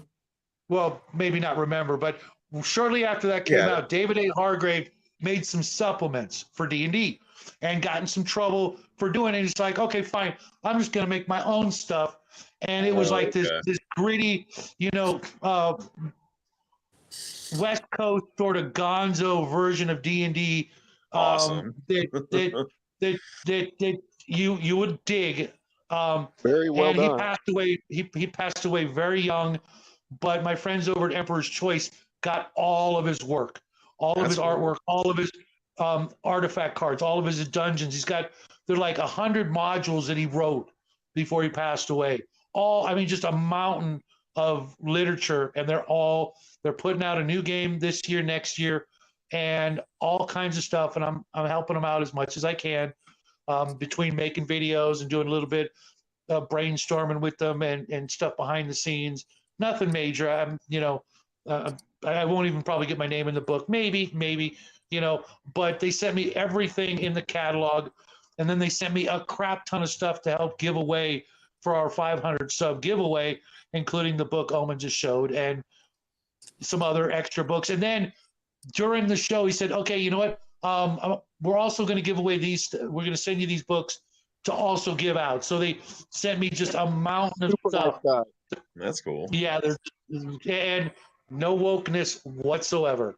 Very nice folks. Yeah, very nice folks. But I'm going to say this much though: is I try and bring this back over to all these games. Yeah, we were talking about GW, weren't we? Well, not even GW, man. At a certain point, I don't really care what minis are out there. They don't have to be the greatest minis. I mean, if you look at the stuff that Fantasy Flight came with, where they're bendable and stuff. At the end of the day, I want to play with something close. I've got the equivalent of some War Machine stuff, which isn't perfect. I'm like, look, there's what I want to call. There's the hobbyist, the painter, and then there's the it depends what the hobbyist. But the hobbyist is one that likes to do both. But some people just like to purely paint, and that's great. To be fair, the GW quality has really gone up in what they have. But at the end of the day, I'm a gamer first, and I like seeing the painting stuff. But I hate saying this. I can't expect my friends to spend hundreds of dollars just so they can play with me. But man, box sets that you can just plop down or system agnostic and say, hey, dude, bring whatever miniatures you have. We're not trying to do competition. This is going to be friendly. Part of me loves I know that they did this, just the little cards, put your little cards next to your character and just run it. That is just so refreshing to do. It is. The one game I do want to get with my son, a little bit different, which we'll ever see if it ever happens with Mythic, which kind of frustrates me, was I wanted to play, and they said, oh, it's going to be a year or so. It looks like it's going to be about 2.5 years or something. I really wanted to get him into Monster Apocalypse because there's just something so cool about having Godzilla. I'm telling you, dude, I was just looking at the toy battle system to see if there was anything new for Giant Monster Rampage. My son and I were playing that game. He was maybe 8 years old, going through his Godzilla phase, and I'm like, hey, I got this game. We got some robots.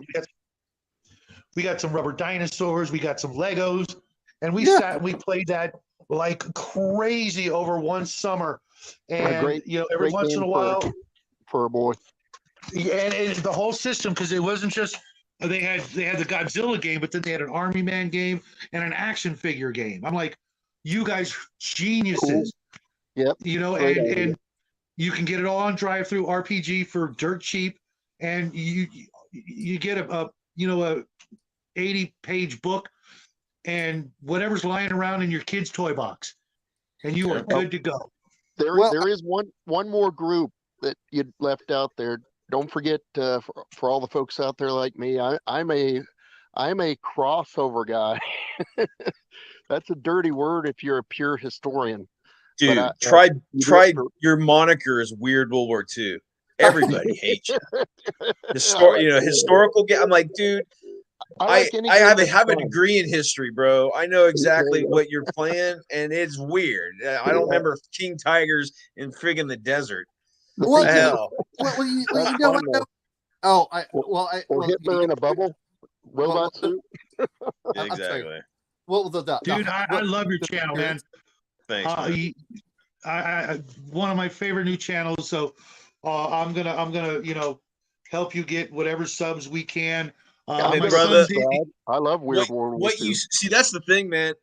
We do this because we want to. If I had 5 people sub, that's fantastic. I'm just a gamer. I'm not looking for money. I'm not looking for any of that stuff. I just want to game Weird World War II. That's look what happened tonight, my friend. Look what happened tonight. You just met a brand new gamer. 15, that's 20, awesome, 30 dude. minutes. I'm like, this is freaking magic, dude. I was even thinking about, oh man, I didn't, because I had to do a bunch of stuff today and I didn't get to, like invite people like I normally do. And I'm like, you know what, screw it. Grim called me, you doing a show? Yeah, the show's got to go on, man. And look what happened. We hooked you guys up who are in turn going to then, get to start meeting all the other guys that come to this channel and the other channels. Awesome. It was absolutely, as Nathan would say, what guys? Quantum. You got that right. Okay. No. Wait. Man. Hold on. Let's not forget RPG Grandma. Yeah, yeah. Who came up and she's getting well into. Well, there's so much stuff as like I said, I grew up around military towns. Most of the towns I grew up with were, I guess excluding the military base, were 10 to 60,000 as a kid. And to be fair, if you're in middle school, you're not playing with the soldiers, and the soldiers will play whatever games out there. And not everything has to be computers. And there, even when I was and Billy, maybe we're talking about for the age groups, we still wanted to play board games even when out there. But man, no one wanted to read rules. They wanted 20 minutes and play. and I'm not knocking it. As much as people talk about it, when I was young, I used to be a snob. What do you mean you can't read a 128-page book? And now I'm going up like, I was the guy that read all the damn rules. Yeah. I was always the DM because everybody didn't want to read anything. Well, you know what though? Is as much as people talk about it, I don't think there's anything wrong with that. The problem that I have nowadays is, that I think it has to do with the age thing. Look, I don't mind you doing it if it sounds cool and it sounds reasonable. And it wasn't quite the rules. Yeah, we'll fudge it that way. But I can tell when you're trying to manipulate the rules into your favor that you're not playing in the spirit of the game. Let's not go there. Is this the intention of the game? But that was one of the great things I think with some of these old GW games is because they were simple and easy to learn. And what was it? Maybe 5 to 10 pages were rules, and then they would have specials as you went through the campaign. And like, we'll add this rule, or you add supplements, which we all, it's funny because we all go through this cycle of, well, I like this book, but this one has all these new rules. And then it gets so big, we go, man, I wish we went back to the old basic D&D. We go right back to basic D&D. We keep adding more and more rules. We go through this cycle of, the original Warhammer Fantasy Battle was awesome. Not the first one, but I think it's the second one, the box set. 3 books. You had your army list book, you had your rules, and you had your, it's called a bestiary, and then you had your. You know what? I've told this story before.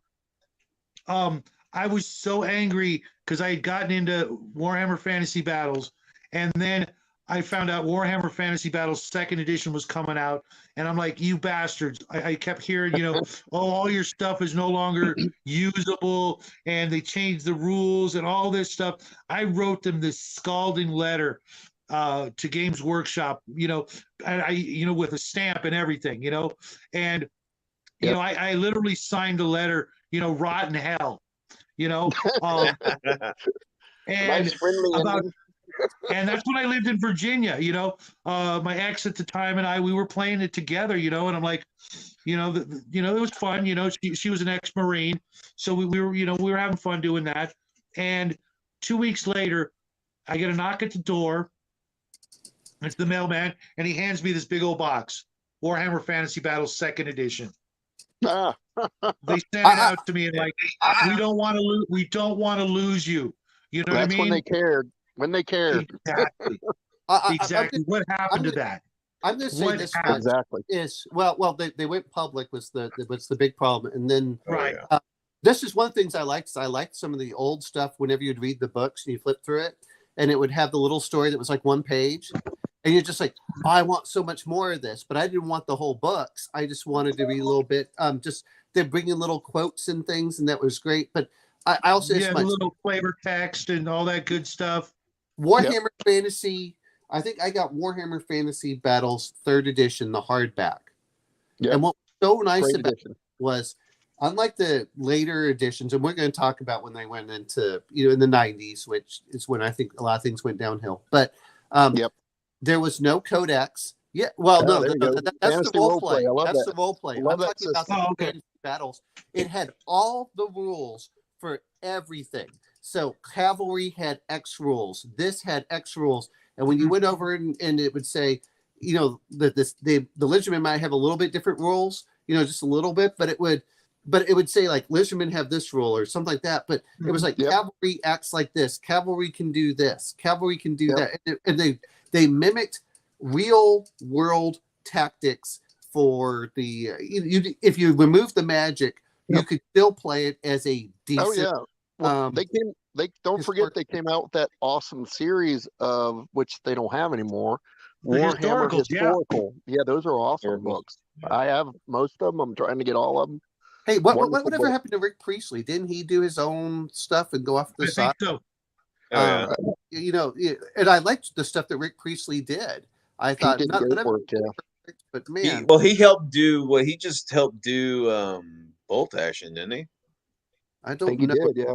Or if it was, didn't the Perry brothers work for Warhammer for GW? For GW?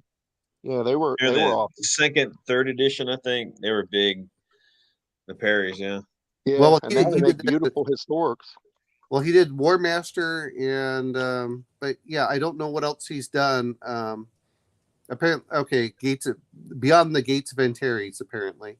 But yeah, well, he did Necromunda. You know, Andy Chambers is another one in there. Oh yeah, he was one of my favorites. Alessio Cavatore, which I really Bolt Action too. Well, Alessio Cavatore also did Infinity, I think. Not sure. I also think that this sounds funny. As far as an RPG, I think he also did My Little Pony RPG. It's funny that you say that because we had this 4-year campaign in Pathfinder First Edition, and one of the guys that played with us was like a brony, right? And he wanted a My Little Pony, and I'm like, I don't care, that's fine. And we used it as a half celestial. That was in the form of a unicorn pony thing. That thing was freaking brutal. And he used like the My Little Pony role playing game or whatever rule. And it was funny. It was funny. We had a kick out of it. It would have to be brutal. It would have to Oh, be dude, tough. yeah, it was. I'm like, how do you hold a sword? It's like, well, it's magical, and they floats in the air when I swing. They had examples for all this. I'm just laughing, man. That's fine, dude. You can have all your ponies you want, dude. Well, okay. Well, maybe I'm wrong about how if he did it, but I could have sworn he did. He was part of that Infinity stuff with Corvus Belli, but I could be wrong with it. But yeah, you know, it's funny because they bring out what was it? Was it Weird or whatever, the WYRD and their miniatures? You know, they bring out their war bands, and then you know, of course, they need to make money. You know, that's like you said, are you doing it for the love? Or are you doing it to actually make a profit? And unfortunately, if you're trying to make a profit, you're going to get sucked into the GW world of. Yeah, sadly, yeah. You know, it's wanting to make the profit, but I mean, yeah. Listen, you're a company. You're a company, and you want to get paid money and you know, have a house to live in. But you know, we're reminiscing about a time where these game companies were being run by gamers, and exactly. It was ultimately about making games, having a great time, very minimal, you know, overhead, very minimal profit margin. But my God, did we not just be exposed to so many mechanics, so many genres? But it's not like this now. It's all or nothing, maximum freaking profit. These damn, you know, you got all this, you know, marketing gimmickry crap, and you know, it's just I see through all that crap. That's why I don't play anything like that. So GW is owned by non-gamers now. I've heard. I don't know. Well, and they're public. They tell you the guy. You know, again, I don't mind when they're private. You know, the same thing applies to Wizards of the Coast. I'll be honest. As much as people talk about, and this was under Lorraine Williams, my mother was doing a master's, and she says, "Hey, I'm doing something for marketing. Could you send me some of your marketing stuff? My son plays D&D, and she did some other things. He also did it for Orida Potatoes, and they gave her a stack of stuff. Now, we're not talking modules and stuff, but all their promos and everything else coming out, showing cool stuff, you know, explaining on how things were working in the background, and it was really cool. And Orida Potatoes did the same thing. And nowadays, it's funny because even though they were public companies, now they do none of that stuff. Now it's just like, oh, you know what? You're in a bubble.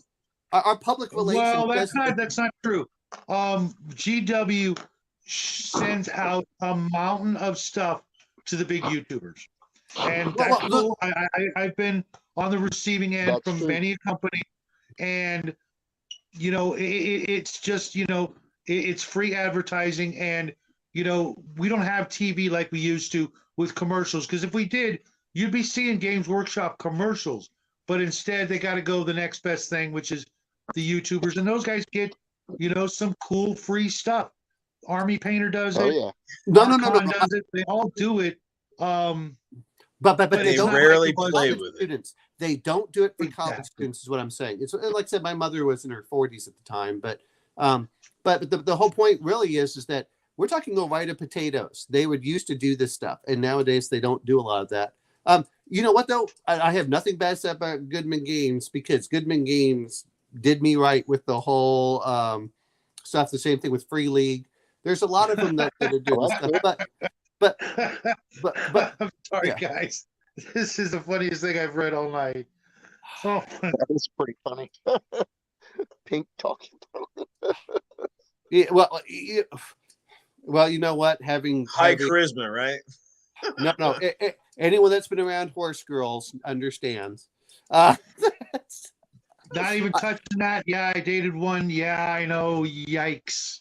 Well, that's the way to go broke. You know. Well, if it makes you feel better, my wife, she has pink hair, so I'm partial to the pink. Well, not touching that one either, man. Can we bring back phrasing? You know what? Here's what I thought was funny was, as much as people talk about blue hair, like, I remember my grandmother having blue hair when she was in her 60s. Since when did this become popular for young women? Yeah, really. You know, I grew up in the 80s. I was, you know, did a lot of my dating then, and I dated a lot of purple-haired girls back then, and it was not the same as it is today. Just saying. Times be a changing. Hey, real quick, Crafty. Is Goodman Games the guys you just put out or did the Dying Earth? I'm literally dying to get my hands on that. On the DC stuff, yeah. They were supposed to do a weird board game, kind of like a Dinosaur Island kind of game, but I don't think it ever materialized. No, Dying Earth is based on the Jack Vance novels. Yeah. So Shadow, I have the PDFs for that I got off of Bundle of Holding, but Goodman Games. But Goodman Games. Well, remember that's the DCC. They use a DCC rule set, which I gave you a copy of.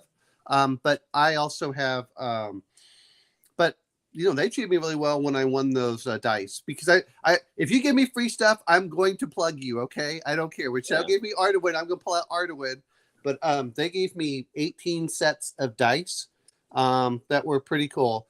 You know, we have sponsors on Weird World War II, right? And this is the only rules I have for sponsors. One, you got to give a discount to my followers, right? Yep. That's it. Same here. Two, you know, I just want some free shit. That's it. I don't need percentages of what. Just give me a bunch of cool stuff that I'm gonna actually play with, and then give a discount to my fans, and that's it. That's freaking it for you to be a sponsor with me. I've already had Bronze Age Miniatures, Splintered Light, Archon Studios, Arduin, and somebody else that I'm forgetting. They've all done the same thing. Sent me the promo code. Send me some free stuff, and you know it helped. You know, it helps. You know, it's not a huge channel, but you know what? Especially places like Bronze Age and Splintered Light, they were happy as hell to get that sudden boost. Well, and they make some really nice minis for 15 18 millimeter scale. Wait a minute. Here's the other part. We're all talking. I assume we're all about the same age, so we're in our 50, near 50. You know, so somewhere between. I'll say like 48 and 60, but we're all in that area. And everyone seems to keep forgetting, you know what? The kids are starting to leave the house, or we're starting to do this other stuff. We have disposable income, and we're starting to get free time. and instead they're like, no, we're going to go for it. Yeah, but what gets me about this whole thing is they're like, oh, well, we don't want those players. I'm going, do you know how much I drop on games and other crap per year. Mhm. You know, it's and you try and go after the guy who's making 25,000. Now, don't get me wrong, you want to do that, but you know, I met one guy with guys, we live in the golden age of gaming.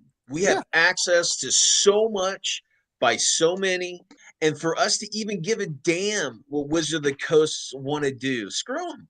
Exactly. Listen, the people who eBay's are ringing the great bell help for about the whole OCL or whatever, Yeah, is OGL. people making money off of Wizards of the Coast's IP. I'm going to bring it a Seriously. little bit different. I'm going to bring, well, if you just actually find Dancy, and he's talking about how much it really improved the brand of D&D. The D&D as was dying. His words were D&D was dying until they did the OGL, and by having the OGL, it allowed these other companies to flourish. But you know what's interesting is, if you add everything up, that still doesn't make up maybe 20% of the Wizards of the Coast. You know what they sell in the normal core books of D&D. But what I love about these things is Goodman Games just put out, and I posted some of this. They just put out their sale for 20%. Okay, which is where like the Weird Frontiers and stuff comes in. Which I'm tempted, and I'm like, I don't even like westerns that much. Now, if Shadow runs it, it's a whole different thing. But I like, do I really want to go in that? At a certain point, you have to say, you know what? I don't need this money. I don't need to spend that money on it. But they said, I went in this morning trying to get on. The website was going to a crawl because they said that they had 200 people a minute there.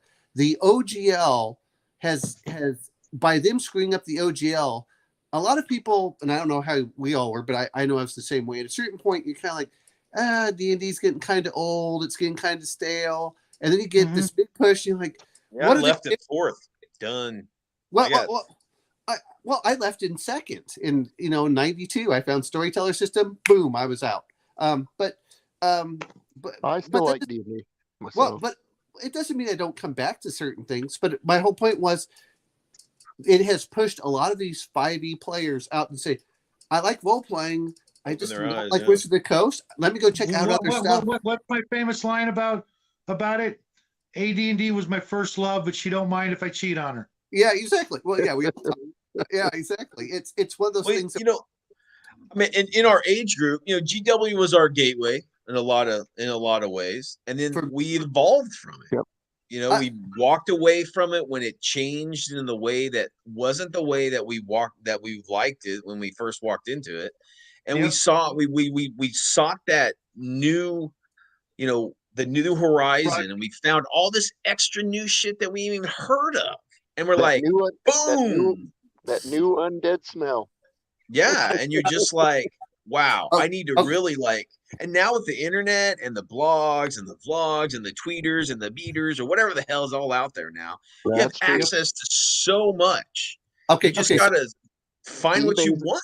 I'm going to bring this up because here's Paleo Mythic, which I bought from Osprey Games, and I saw them talk about Frostgrave and Stargrave. Okay, so I bought this. Osprey books and their games, here's what gets me. Osprey books is what I used to find when I would go to the hobby store, and they were only history.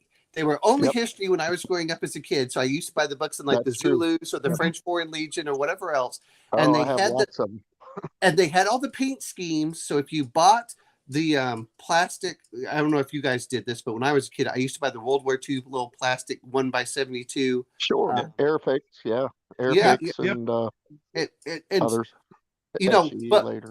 But you buy them in a box of 50 or so for what, $5 or something, and they would have exactly.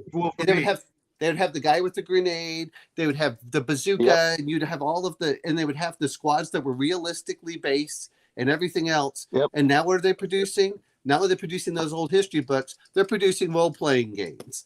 Yeah, that's true. And it's popular. Osprey was a gateway.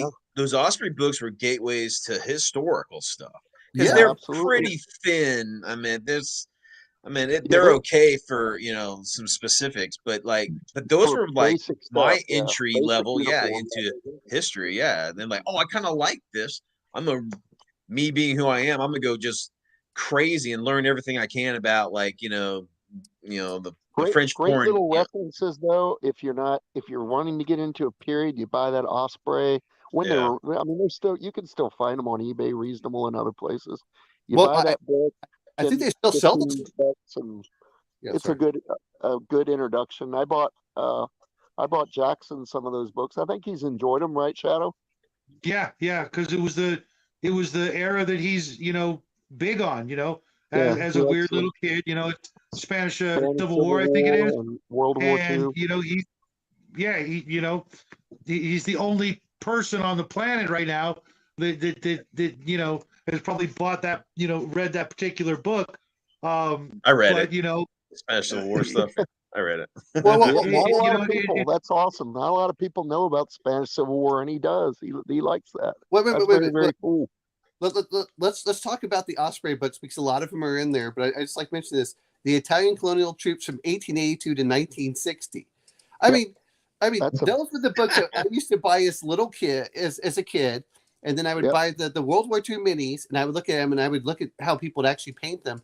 But those were the historical war gamers, or the ones that want to do the dioramas and stuff like that. And I would even go before Osprey was American Heritage. Remember they have those like the Gettysburg book. Remember all the paintings with all the little men and my I love God. those books. Yeah, those are awesome. Fantastic. And see, that's what we battle. And so that's what we grew up with. But as much as we talk about this, I will say this much: is it's always fun. It's like, they're doing this. Hey, you know what? I can find more players because once they get into, I don't care what role playing the game they get into. There's always a couple of them that are like, you know what? I'm interested in what else is out there, and they branch out. And so it's really expanded a lot of the different games.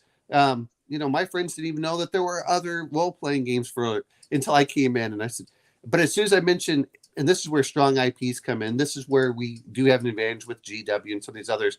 When I say, hey, look, I've got the Alien game, man, players are like, oh, you do?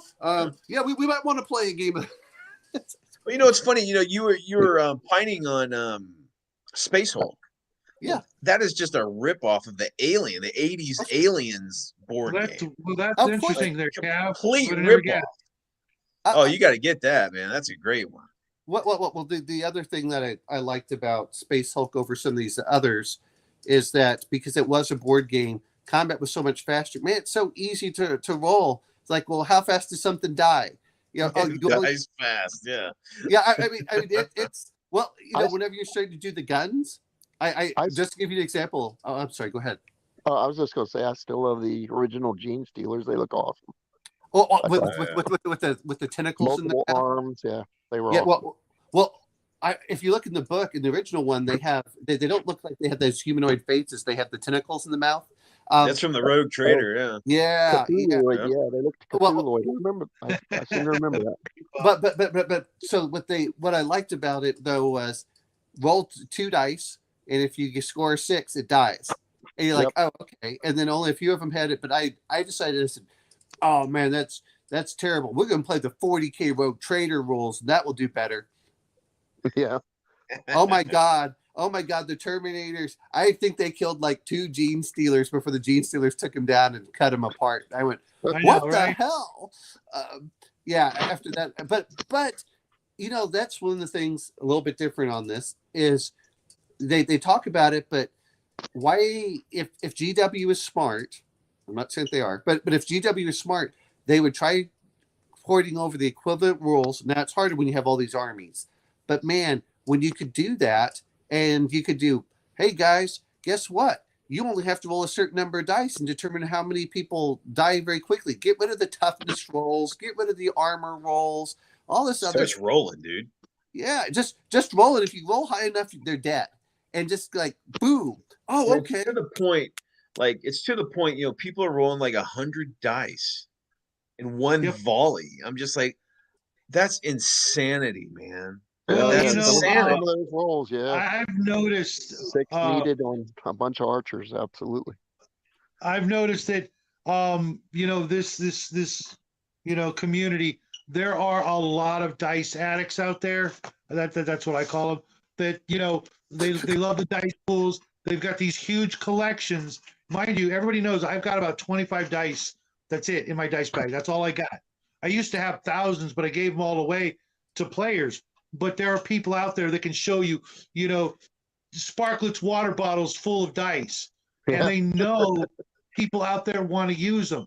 They know people out there are going to get excited. Hey, there's a reason I'm not insane. There's a reason I have 100 D6. Now I get to prove I'm not crazy. You actually get to use them all, yeah. Exactly. Wait a minute. There you go. That's a bag. He's not That's done. another bag. He's not done. Oh my God. So, okay. That's like I'm me. gonna- I had a lot, but Oh, wait a not minute. that I'm many. missing one. No. That's impressive. So, Yeah. okay, so I was a big, I like dice, and like as you grow up, you realize, there are cursed dice and good dice and all this stuff. And it wasn't until the guy that Absolutely. Tucci, he's the guy who started Game Science Dice.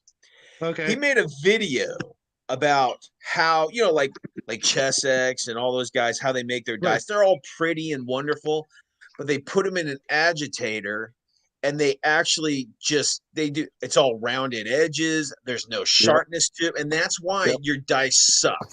Yeah. So unless you're rolling metals or you're rolling science dice or crisp edge stuff, it's not going to roll like it's supposed to. No, So I'm going to disagree with you about this, which is it only has to roll close enough for my taste, and I want it to roll high and low. My favorites, whenever people talk about cursed dice, it's like these dice suck. They always roll low. I'm like, well, you're playing the wrong game. Go switch. You're playing the wrong system. Yeah. Yeah. Go. You're yeah. right. Well, Shadow, those are those are awesome. yeah. I want those. But at the end of the day, there's the aesthetic Very cool. aspect. As much as I see people talk about, Very cool. as much as we talk about, everyone goes for the video games. Go look at what people are buying, and we're talking my friends who are a bit younger, who make less than money than I do, and they're buying the pretty dice. They're buying, That's a pretty dice. Precious stone dice. All this. I love that dice. I me too. I don't care if it always rolls ones. I don't care. It's like, but I never understood Call this it whole thing. Cthulhu. That's a great It's dice. sometimes It rolls ones. to me, it's okay if the dice roll low, if they roll high. There's certain times that, how many D20s do I? Well, actually, at this point, how many D30s I have? I have probably like 30 D30s at this point. really, I actually got like that? I think it's just a weird die. It's got 30 sides on it. Looks like a golf ball. cool. I have a D100. I think that's the weirdest dice I have. That is a cool dice. The D100. Well, I had a I don't have one of D30 those. even back in the old day, but this is a D30. Well, for Goodman Games, they use these weird dice. Okay, I mean they See, there you go. There's a good marketing ploy to have to go buy their specific dice of D30. Well, as I tell anyone that goes into it, if you want to get into their games, you don't have to use their dice. They even tell you don't have to use their dice. And these are, I'm sorry, more dice. My gimmick dice, cool. which have basically two sides all the way up to 30, but every 2 points or so. I think there's a 17 and 18 and 19 and 26 and 28, and they're but the question is, whenever you're doing a fair die, if you're rolling a D10, you're not using a fair die. Have you guys all experienced the guy that can't roll and he jinxes himself? I'll tell you a real quick story. Imagine imagine you're playing BattleTech, and we have a guy, and his name he had to roll I forget what it was for, but he had to roll with the minuses. It was a role play type game, and not the standard BattleTech, but we were playing kind of a standard battle. But he had to roll a 1d6, and he had to beat a 1, and we're laughing. His name was Kevin. I'm like, Kevin, you can roll a 1.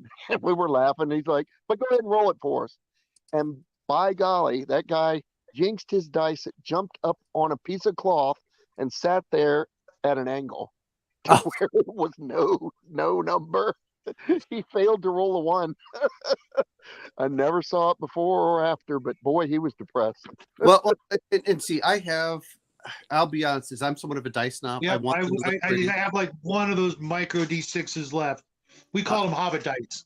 Those are fun. And I have the 36. As I get older, I want bigger dice. Yeah, and the problem I have with metal dice is that yeah, exactly, they're table gougers. People forget about that. Hey guys, they need to be reasonable. The only thing I don't have, oddly enough, is some of those forbidden games gave me glow in the dark. So whenever Connell comes over and he says, roll your dice in the dark, I'm like, okay, no problem. He's like, that's cheating. Anyway, our RPG Grandma, those were less than $25 on Amazon for the set, and it was money well worth spent for the light up dice. I saw an ad for them on something, and they were like $325, and I'm like, yeah, that's got to be one of them scams, So I went and looked around and like, okay, $25 Amazon. I know I'll get what I pay for, and sure enough, you charge them for 2 hours and they'll stay lit for 6.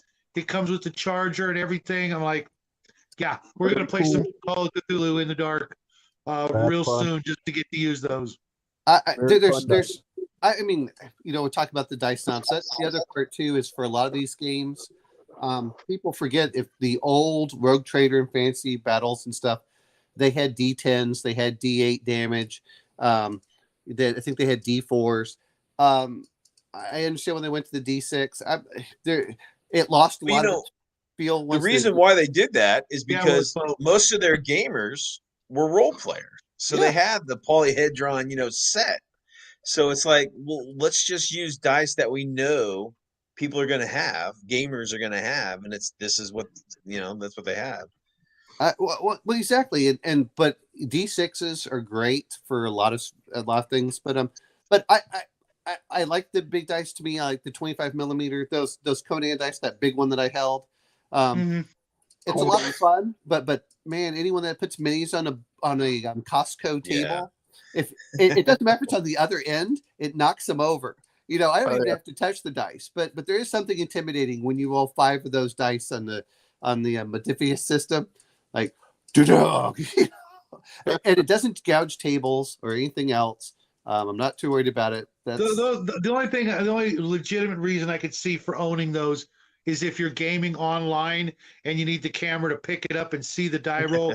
You bring out the freaking Indiana Jones dice of death to just roll down the hallway kind of thing. Otherwise, that's like something I would put back here just as a goof, Didn't D&D have a dice, a D20 of something, a D20 of Doom or Madness, or probably one of their magical artifacts, I think, in D&D? Oh, they probably not did. Familiar with it? No, I'm not sure. Josh, welcome to the show. I'm guessing I haven't seen you before because the name's not ringing a bell. But welcome to the show. My own rules: you die step to reflect true quality, D4 for rabble and mobs, through D10 for exceptional individuals, and so on. A lot of systems use the dice sides as the quality of their troops, which is that's a cool idea. It's similar. It sounds similar to Savage Worlds, I think it is, that uses Valley uses the same thing. Yeah. Hey, Flatty, what's happening, bud? Alternate World War II. What is the name of your channel again? It's a weird WWII. Weird World War II. Gotcha. I'll sub there. It sounds awesome. Sweet. Yeah, come by, man. We do a live show every Wednesday. Cool. And believe it or not, you actually inspired, help inspire me. I'm going to be running a pulp game someday. Probably using Amazing Adventures, thanks to our friend Mark from Mark's Genre Mixer. If you haven't subbed his channel, go check it out. But it's going to be called Nazi Dinosaur Cult. That's the adventure they're going to be on. That sounds fun. And now I was thinking of you when I thought that up, hanging out with Fritz the other day. I'm like, yep. I'm gonna do a WW2 pulp era game. Doc Savage style. The Shadow. All my favorite pulpy stars and goodness. Throw some Indiana Jones. There's a beer and pretzel game called Eat Hitler, which is about like Hitler's trying to escape the Battle of Berlin, and he accidentally goes to, instead of going to early 30s, he goes to like the the Jurassic era, and the whole game is you acting as dinosaurs trying to eat Hitler and his retinue. It's pretty funny. You know what, And though? you just play it with, like Walmart dollar dinosaurs and whatever German minis you got. I got But plenty of them. I got plenty we have of a battle dinosaurs. report on our channel with that. It's pretty funny. What is that World War II game where they go back and the Nazis get dinosaurs and ride them?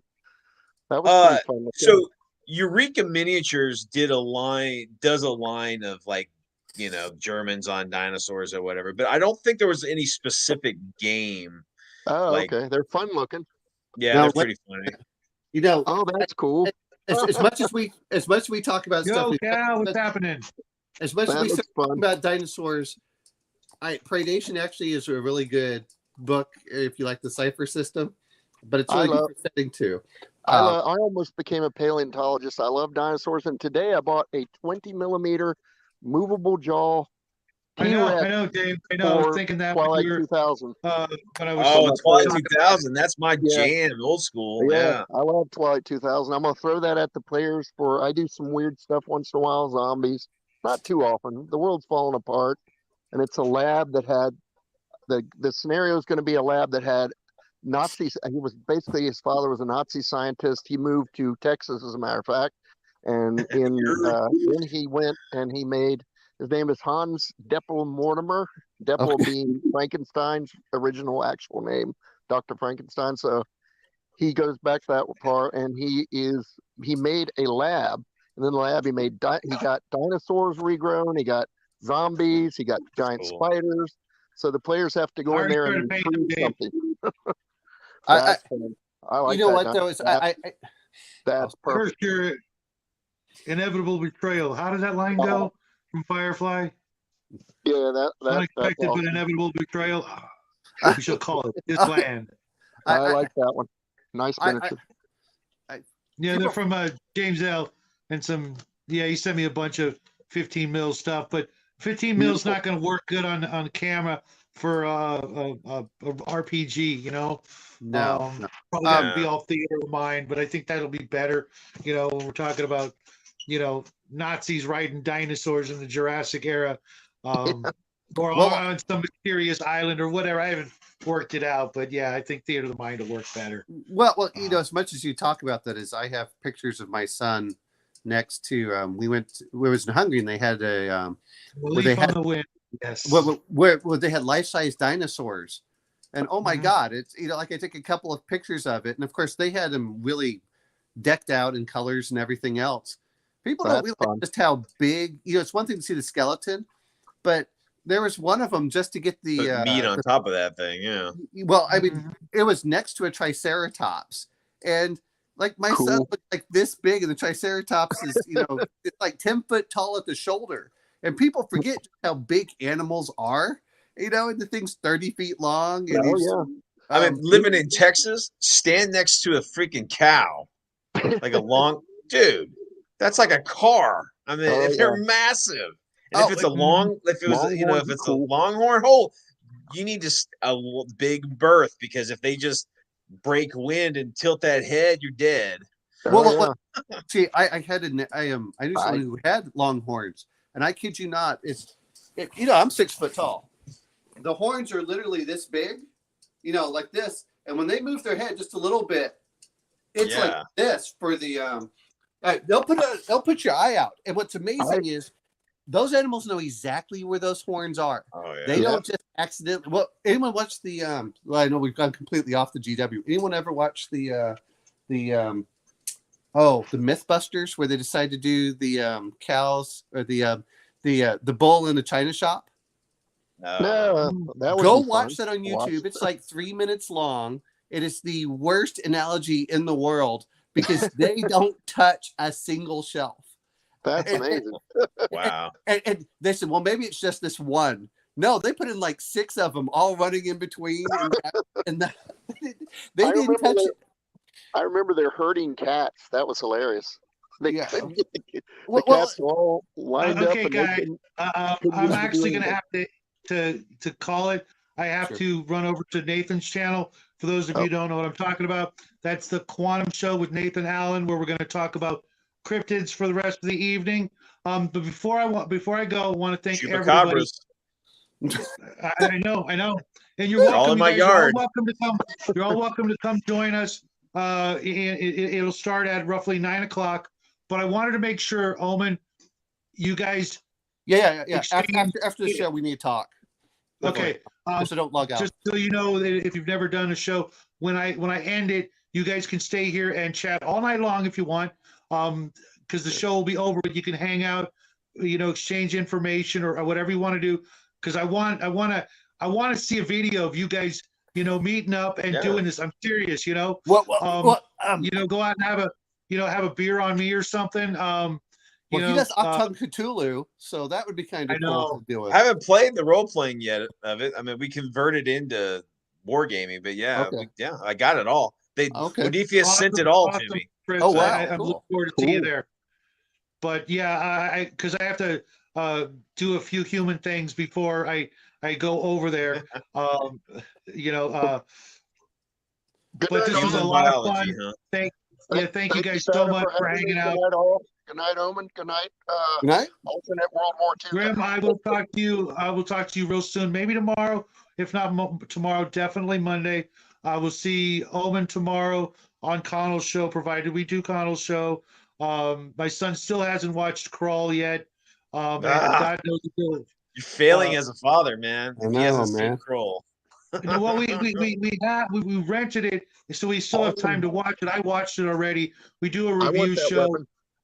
And he's just been so busy and just not into it, I guess, sitting to watch a movie.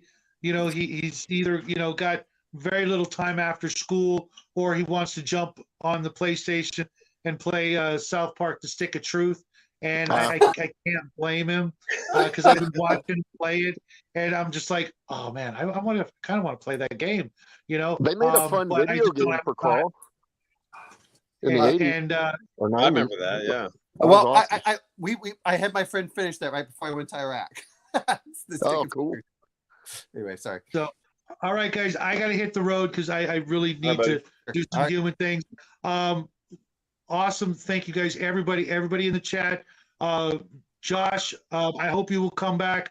RPG Grandma, I know you'll come back. Kevin and Bo and everybody who showed up tonight. Thank you. Crafty, it was really nice seeing you here too. I don't know what the topic for next week is, but you guys can find me on Discord. And if you think of something that has to do with big stompy robots, maybe we'll just, generically talk about big stompy robots, because that's what I'm doing all this month. And fun thing. Have a blessed weekend, and get out there and game. Go play some games, guys. Tell me all about it. And man, what a magical night! This really made me happy. Good night, all. I'm sorry I can't see the chat because I'm stupid and don't know how to do it on my phone. So if anybody, you got stuff going on, man. It's okay. I tried to, keep up with it, but you guys were just on fire tonight. If I missed your chat, nothing personal, but this was just, I was expecting a crap show tonight. I'm not going to lie. You guys made it magical in more ways than one. And with that, I'm going to stop doing stuff because I got to do some other stuff. Until next week or sooner, have a fantastic weekend, week, etc. Adios. I'm a ghost. All right. So my name is Brian. Wait.